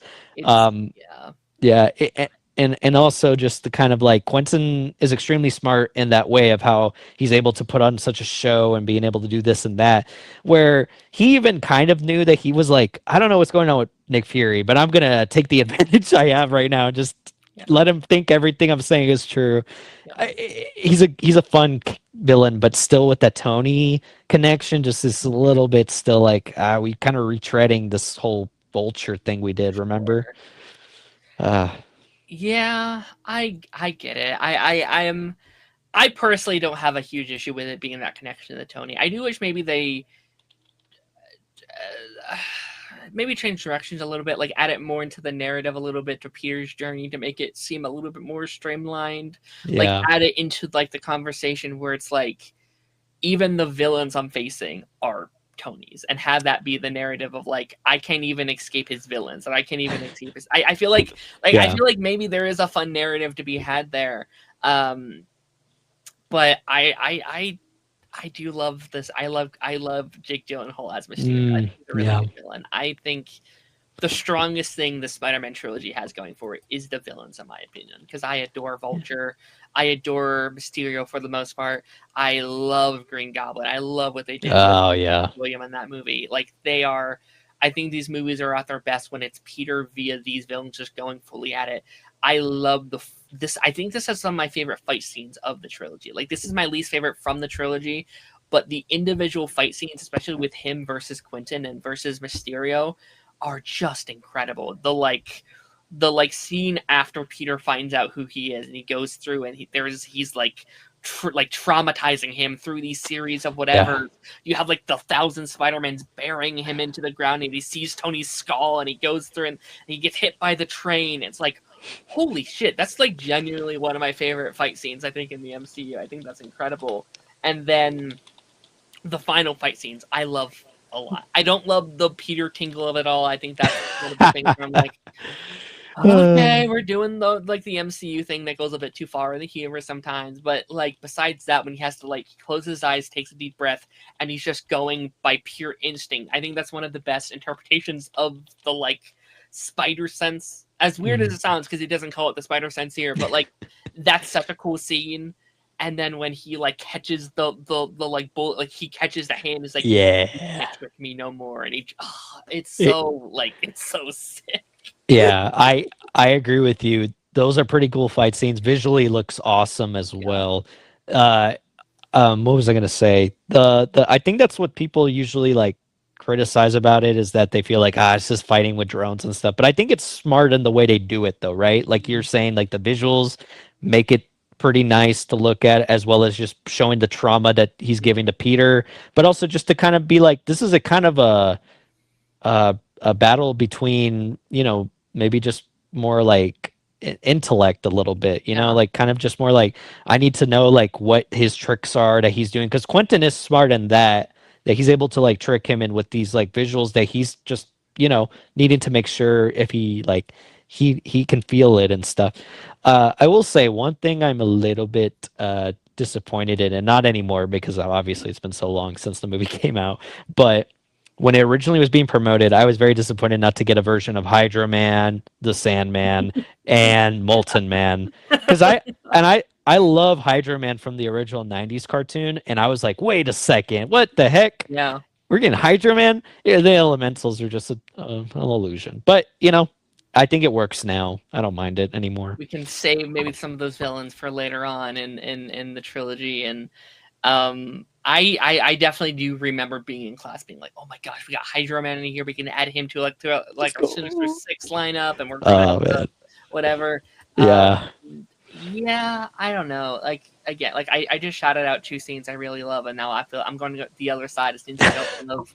I don't love the escort scene with like oh god, and their little plot line where it's like, oh, he was with an escort, and the drone scene in the bus I just think is I get I think too much hate because I know people like to post that scene on Twitter every month and it gets annoying, but like it is a bad scene. Like I don't like the scene at all. I don't think it's a good representation of Peter and how incapable he's kind of coming across there. Like that's I don't think Homecoming Peter would have been in a situation like that. And inherently, I know accidents happen, but even then, I'm just like, I don't love the tone. I don't love this kind of vibe. It's kind of a weird vibe that I don't quite love. And again, it's one of those things of just sometimes these movies get a little bit too goofy for my liking. Like I think when people think of MCU humor, this is what they're thinking of. This is what they're talking about. Where it's just like, yeah. I thank you for bringing that up. The escort scene is really odd. I don't know why they added that in there. Just the fact too that I hated Brad so much in this movie, Yeah. dude. He was so annoying. It's just the fact that it's like, I know you're into MJ, so I'm gonna try to ruin your life. And also, don't take pictures of people in the bathroom, dude. That's not a good look. Oh, but I will say, what about the suits? What do you think about the suits in this movie? What is your opinion? I I love the red and black suit. The red and Hmm. black suit's in my like top 3 live action Spider-Man. Yeah. Not higher. I fucking I'm like not actually playing it, but I've been hopping back on the first Insomniac Spider-Man game, just Hmm. fighting, swinging around and stuff.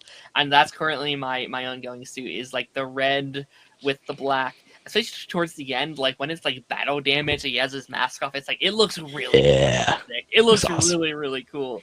Um, I Obviously I prefer the red and blue, but in general, like that's one of the coolest. I think that's my favorite Tom Holland Spider-Man suit up until his red and blue he gets at the end of No Way Home. Yeah, I agree.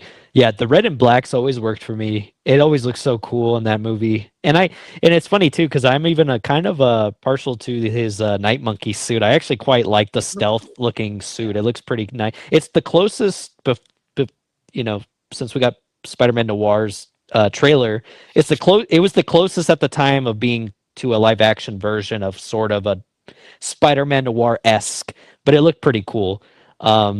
I think you're right though. I think the red and black is probably my favorite of his Tom Holland suits. Yeah, besides the ending and also the new one we're getting with set photos and stuff. Mhm. I love that new suit. But the black and red is always so Yeah. cool.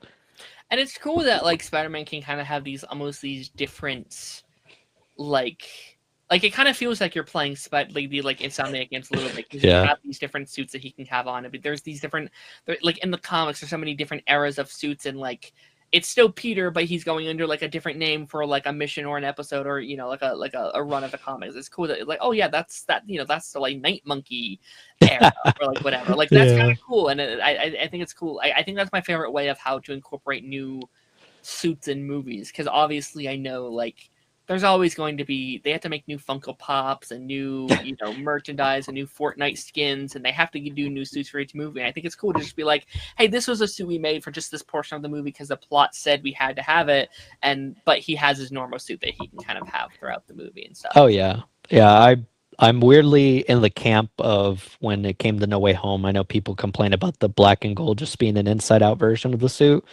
But strangely enough, I actually quite like the way it looks. Cool. It looks pretty cool. I also like using it in the Somniac game, actually. It looks Mm-hmm. pretty cool when I'm swinging around. But I understand plot wise, it is pretty stupid. Mysterio lives. Okay, I can't get the stain out. No. Okay, I'll just put it inside out. Anyway, but Yeah. in terms of Far From Home, though, yeah, that's a good suit. What about um what do you think about since we brought it up earlier, MJ and Peter's relationship as it progressed? Yeah, I like it. I think I like it here. Actually, it might be my favorite of them, maybe in the MCU at least so far. Like we don't Hmm. get much time on that in No Way Home. It's kind of glossed upon in part. Aside the ending bits where they're really good in there. But like, yeah, I like them. I think it's cute. I think it's nice to have just a very casual relationship. Sometimes maybe it doesn't work as well, but I think in general, like I think especially towards the end, like once she knows he's Spider-Man, their dynamic is so adorable, so cute. I like the ending bit when they go in, like Peter's exhausted and she's worried about him, and they go and they have their hug moment. It's just so I think it's one of the only like actual ongoing relationships in the MCU currently because the MCU has really gotten away from like every relationship has Yeah. either they broke up or they died or the characters are no longer in the MCU. And I guess you can argue they're currently like that right now, but it's clear that they're like they'll be back together eventually. Like we're gonna eventually we'll circle back around to them, doing whatever. But Hmm. I like them. I think they're cute. I would have liked maybe a little bit more build up in the first act of the movie, but I think they're pretty cute. Yeah, I agree. Yeah, I think the buildup would have been would have been beneficial, but it still works for me as well. And you're right. They actually act like a genuine like the chemistry Mm, and for their ages in this film too. It also makes sense for the awkwardness between the characters and stuff and liking each other, but they're like, "Ah, I don't want to say it up front and stuff, kind of that kind of dynamic. It works pretty well. It's like besides I guess obviously Peter and Gwen from the Andrew Garfield movies, which I've loved. They're probably my second favorite, I think, for like their Mhm. relationship, like in terms of the Spider-Man films we've gotten so far. Yeah. But in terms of MCU, you're right. I think it's probably one of my favorites for sure. Um, it just works. MJ also is great to have in this movie. I like that she's like aware that she was kind of like, I think I knew you were Spider-Man, but I didn't want to say anything. I totally wasn't just looking at you because I liked you either. Like, don't get that twisted, obviously.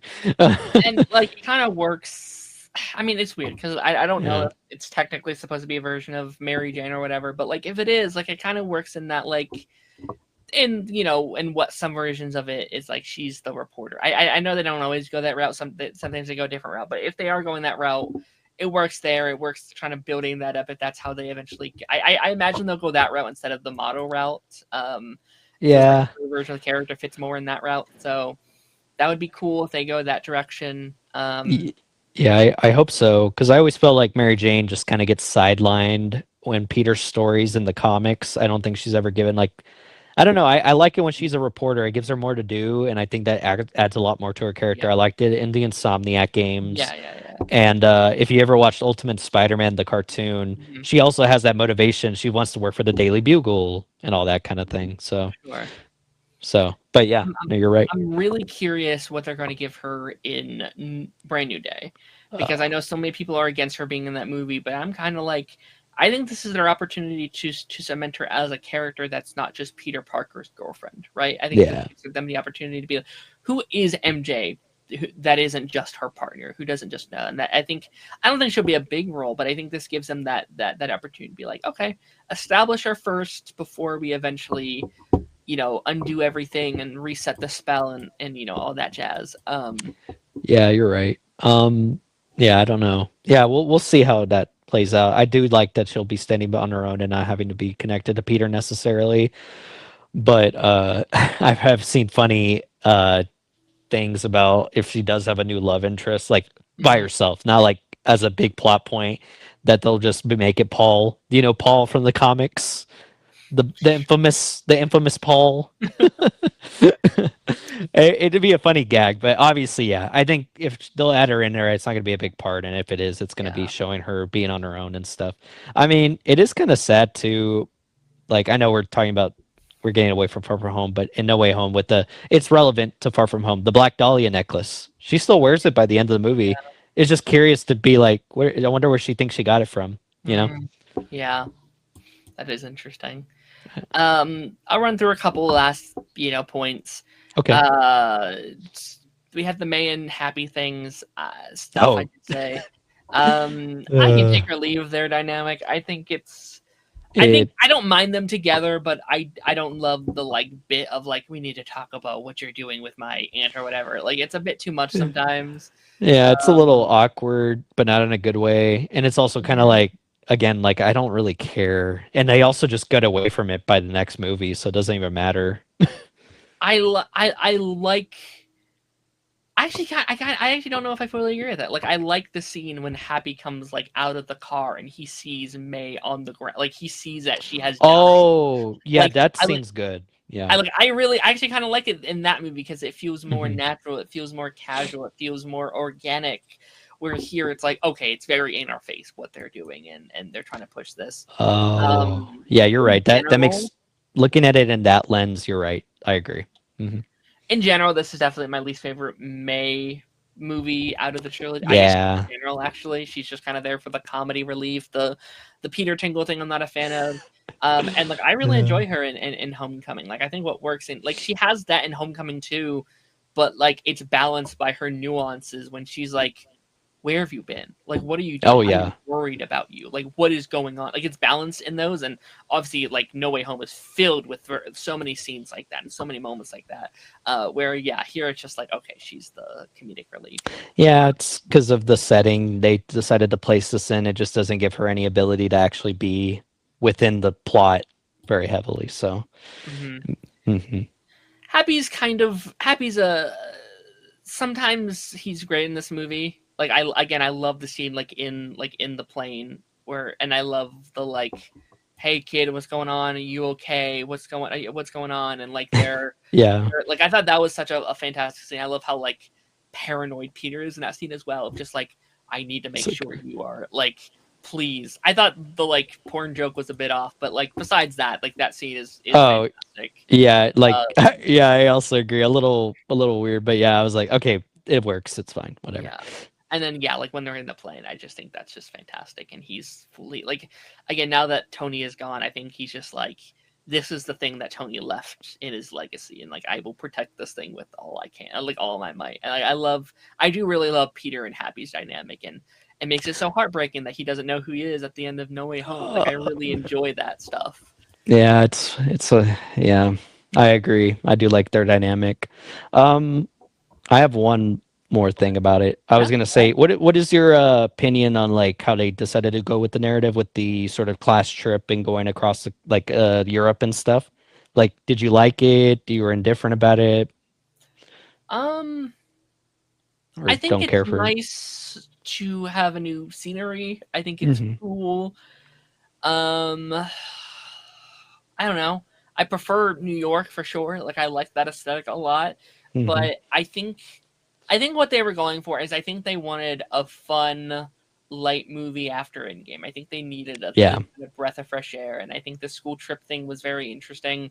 Not relatable whatsoever, because I will say just the idea of having, I don't know how your school is with stuff like that, but the idea of going to Europe on a school trip is unheard of, at least around here. Like that would just, like I've heard of some kids doing that, and whatever. It's like, we're going to Disney World. I'm like, my school would never. My school, No. like, I no, I agree, especially in high school specifically. Like high school, I get maybe college maybe, but like I've never been on any class trips like that go outside the country. But especially for high school, no, not at all. They would have put the money towards that. And also, I'd expect them to probably ask you to pay for part of it. I would imagine. mhm. And it's kind of funny to think like if that is the case, I don't think May and Peter really have a lot of money. So, Yeah, uh, yeah, and like this really doesn't go into that, but I do one thing I liked it. Also, I think they could have done a little bit more with it though. Is I liked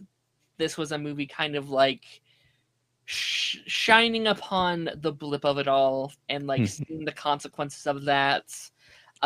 Maybe I would have liked something a little bit more diving into that and the consequences of that. They don't really go into like, because this class should be massive, right? Like they don't really go into like, when all these kids come back, there are going to be double of each class. Like oh yeah. where's the other like side of the class that had grown up and is already in that grade, because there's going to be two classes. How do you deal with the double? But like they don't really address that side of it. It's like, okay, they're just back now, we deal with this. Like where's the other like 10th grade or like the 11th grade class that you're in? You know what I mean? Like It, where's the other half of it that grew up over these last 5 years or are now in that grade or whatever? Yeah, it's a really brushed upon, like it's brushed off really quickly, weirdly. And I agree with you. I was talking to my sister about it when we were watching it, when I was rewatching it with her, and I was like, wouldn't it be weird if you were like friends with somebody and then they're just the same, like they're the same age as you, Mm, and then you're already like 20, you know what I mean? Like you're older now, and you're like, what the hell? You know, like, but you also move on, which sucks because then those people are like, what happened? I've been gone for 5 years and I have no idea what's going on. And he's like, I don't know what to tell you. I mean, I could tell you what's going on, but I moved on, you know, basically kind of thing. yeah. It's very sad, but that's the thing that you wanted that, like you said, we need what do you call it? A debrief from Yeah, Endgame. So they after were like, we have to everything. make it goofy and fun. This is one of the things where I wish some of those Marvel. I've talked about this so many times, but I wish some of those Marvel shows that all kind of ended around this time still got to go on and got to tell these stories, because like a stories during the blip and after the blip is so interesting. Shows like Agents of Shield and Daredevil and Oh like yeah. Jessica Jones. Like I would have loved to see like a Jessica Jones season where like she's a private investigator, but half the world is missing. Like who's Yeah. missing? Like I thought the one line was kind of interesting, whereas like the one teacher said, like, yeah, like my girlfriend like pretended to be blipped and was like gone. Like as Yeah. silly as that is, like that's such an interesting concept to Oh be like, yeah. yeah, the entire world structure would have changed and be affected by it. I would have loved a season of Agents of Shield that's dealing with all these people suddenly reappearing in Oh like in yeah. the world. Like that's so. How do you deal with that? How do you deal with all these like schools and all these jobs? People. I talked about this during Wonder Man, just because it caused the like we had conversations about like prison. Where Oh it's like, yeah. okay, like what happens if you blip and you're in prison? Do you have to stay in prison or have you served your sentence? That's Oh a yeah. fascinating discussion to have. Like I want a TV show that's set in these around those eras that we can talk about. Hmm. Um, Yeah, you're right. the whole Flash thing I thought was cool too, where like Flash has a drink and being like, IDs are messed up now. Like we Oh have no yeah. idea how old every person is. Yeah. It's like, yeah, I was born, I'm old enough to drink, but you're not old enough to drink. Like that's an Yeah, like it's conversation too. yeah, because So it's like legally, technically, you should be 5 years older, but technically you aren't because you were blipped at the place you were blipped, and you brought back from the blip exactly when you disappeared. And it is kind of funny. I would like it if they have a serious take on it going forward, or not going forward, but if they had ended up doing more projects where they discussed it, because right whenever those kids just appear in the gymnasium and everybody in the band is just getting just like piled on and stuff, it's funny, but then you're like, what about those kids? Like, what's going on? Like, where? Like, it's also you're reuniting with a lot of people after so long, and some people either move on, or some people are ecstatic. Or also remember, some people might have died during the 5 years, yeah. and you come back and you're like, what happened? Where did my parents go, or where did my friend go, or whatever? So that's also a big thing too. I remember when this movie came out and like all my friends were like, no, that'd be stupid. But like I wanted like just a drama show set in the MCU. No superheroes, Hmm. no complex characters. It's just everyday people that it's like a 5-year show, 6-year show that just it tackles. I mean, probably doesn't have to do that long, but just takes place during the blip, follows characters and their journey through that, and then it's a season like after the blip happens and how we deal with it, and just like this whole thing from the perspective of just the everyday person. And it's like it's such an interesting like real world. The entire world was shifted. What happens if you were on an airplane? You Oh my god. right? Like what Yeah. if you were in like a submarine? What if you were in space? Like there's Oh so many my of these like goodness. what if Yeah. you're like in construction and like you were on like a big machine? That machine's gone when you come back, Like there would have been mass casualties Oh during man. this event.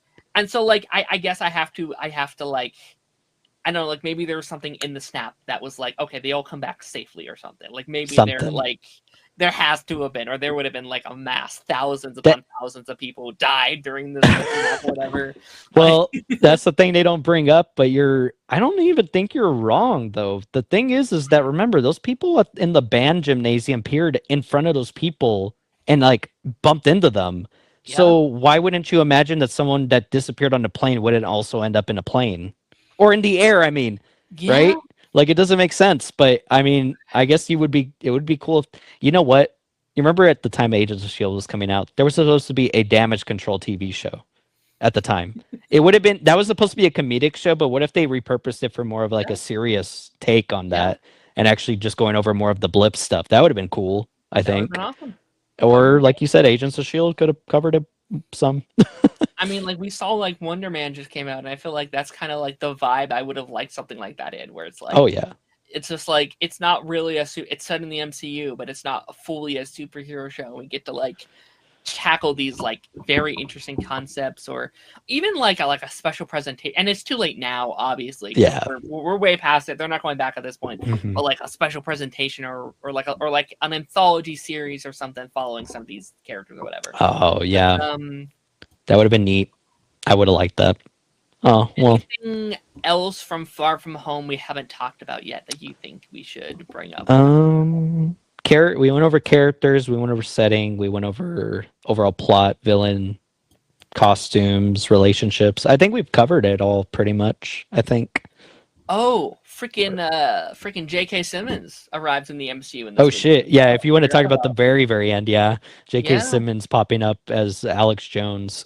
that was one of my favorite, I think, scenes of this. I Like, or like I think it's one of my favorite post-credit scenes, the Marvel, like that oh they've yeah. done. because like as crazy as the ending is itself, I was like, hey, it's Spider-Man, like that's a great ending. But also at the time I was like, fucking J.K. Simmons as Jameson is back in the MC. Like this is Oh such a man. crazy, like I never would have thought that they would have done that, but they it pulls off and it works, and like no one's confused about it. Like no one's like, so wait, is it the same version? No, it's just he's playing that character again, and it's fine, and no one questions it. So I Oh think yeah. cool. He was just too good not to bring him back. We can't leave without JK. I also do like the addition of the newer sort of version of him because I guess unfortunately print's kind of like not as like print newspapers and stuff are kind of dying Mhm. out a little bit. So it's kind of interesting that they decided to go with a modern take with him being like on a web show basically, like his YouTube channel, if you will. Yeah, So I thought that was kind of neat. I I think I almost kind of prefer that. Like I've heard like so much.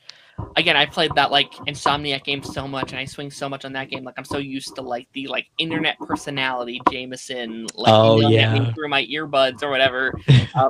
And I think it works more in like the modern day than yeah, like a newspaper or whatever. And I hope we get more of him in Brand New Day. Like I would like to see like it's all been in a more like comedic avenue in both No Way Home and uh, Far From Home, but like I'd like to maybe see him and Peter actually meet and actually like interact and have a dynamic. I think would be kind of cool. I know he's struggling currently, and I don't know if Jamerson will treat his channel or his like news thing as like a actual like print thing, but if he does need pictures or needs new like what do you call it, stories, that could be Peter's like potential at like working for him in that way. But it's okay if they don't want to do that. They could just have him work at like a sandwich shop or something. I guess it's fine. Yeah, Anyway, but no, that'll be fun. That'll be fun for sure. But yeah, no, like that. I think that's kind of bring us towards the end here. How do you feel as a whole? How do you feel about how they wrapped up the Infinity Saga? Do you think they wrapped it up pretty well? Were there things you would have liked to have seen that they didn't do, or do you think these were kind of pretty good ending points for the Infinity Saga? I think it capped off a lot of good arcs from everyone involved. I think Endgame did it well. I think it really did give us a close to those characters. I think like we were talking about Iron Man, Tony, Cap, and it also like uh it also teased futures for other characters, right? Mhm. Like Sam and like the Guardians kind of going with Thor and stuff. Like it all did things right that I think they did narratively well. I was pleased with the way we ended with some of the characters, and we got like sort of a continuation considering like later on with other projects and those characters and stuff. Um, Technically, you're right. Far From Home is technically the end of Infinity Saga, Mhm. but it kind of feels like sort of like the I newer. I still pitch that Far From Home should have been the opening of the multiverse saga, especially since you literally had like even though it wasn't real, you have a villain that's like I'm from the multiverse, I'm doing it. And I think that would Hmm. have been a good like you're doing the future of characters, you're setting up the whole like Nick Fury and space stuff, you're setting up Peter's future in the MCU, you're setting up whatever No Way Home is going to be at the end of the movie. Like it's just so many like new beginnings and new starts. Or like doing like the only justification I can say is like they do explain all the blip stuff and like the Hmm. consequences of the blip, and like that's the only kind of thing. But I think that works so much better than like Black Widow be actually switch them. Ideally, have Black Widow be the final movie Yeah. in the Infinity Saga, and have this be the start. Like in an ideal world or whatever. But Yeah, because that would be like a sort of flashback for a character that just kind of died in the last movie. So that would make sense. Yeah, I agree with you. It does feel odd, but I mean, even for, like you said, it explains the blip, but it also explains sort of like a character that we saw at the end of Endgame that I guess we really didn't see. Like, what's the aftermath with his life? What's the aftermath with Tony being gone? So that's why they also probably did this as an Infinity Saga ending. mhm. But yeah, like you said, like I agree. I think Endgame was a good close to all those characters, and I think Far From Home was a nice breather, but also kind of a taste for the future. Let's say, you know what I mean? Mhm. I agree. I agree. Farewell to the Infinity Saga. It was Uh, fun. It was a great journey, and mhm. yeah, we'll see what comes next. Ian, thank you so much for joining me today. This is a blast. You're a fantastic guest. For those who want a little bit more of Ian, where can people find you? What you're working on? Anything you want to shout out and promo? Sure. I have my TikTok channel, Ian underscore movies underscore whatever. I usually do movies, reviews on like the newest movies that come out. Usually I do comic book day, and I tend to occasionally pop up on Chainsaw Reacts' Council of Creators, and of course, like once in a while, maybe here as well on the Pipeline podcast. So those are the places you can find me. Absolutely. Yes. Go check out his TikTok. We'll have it linked down below. We did a fun Home Alone episode back in Yeah. December. By the way, rest in peace, Catherine O'Hara. Hmm. Passed away since we did that episode. Yeah. Absolute tragedy. And yeah, no, check out all the things. I think if the schedule stays the same, next week should be our Lord of the Rings episode, watching Oh. for the first time. So that would be a very interesting experience. Check out all the stuff, all the social. We'll be back for more. Also, just let me know what you like. I have not fully decided what I'm doing with the future of the MCU retrospective series. We're gonna take a couple months off for sure, but like genuinely, let me know what you want, because now we're incorporating TV shows.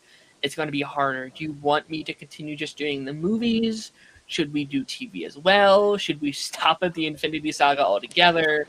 I haven't decided how I want to do that. Like, I'm not going to be like, hey, you want to watch 2 seasons of a TV show? I'm not, obviously, I'm not going to do that. So we're going to see how that goes. We're going to see where I go from there. But yeah, check out all the stuff. Check out Ian. Fantastic episode as always. And I will catch you guys later. Bye-bye.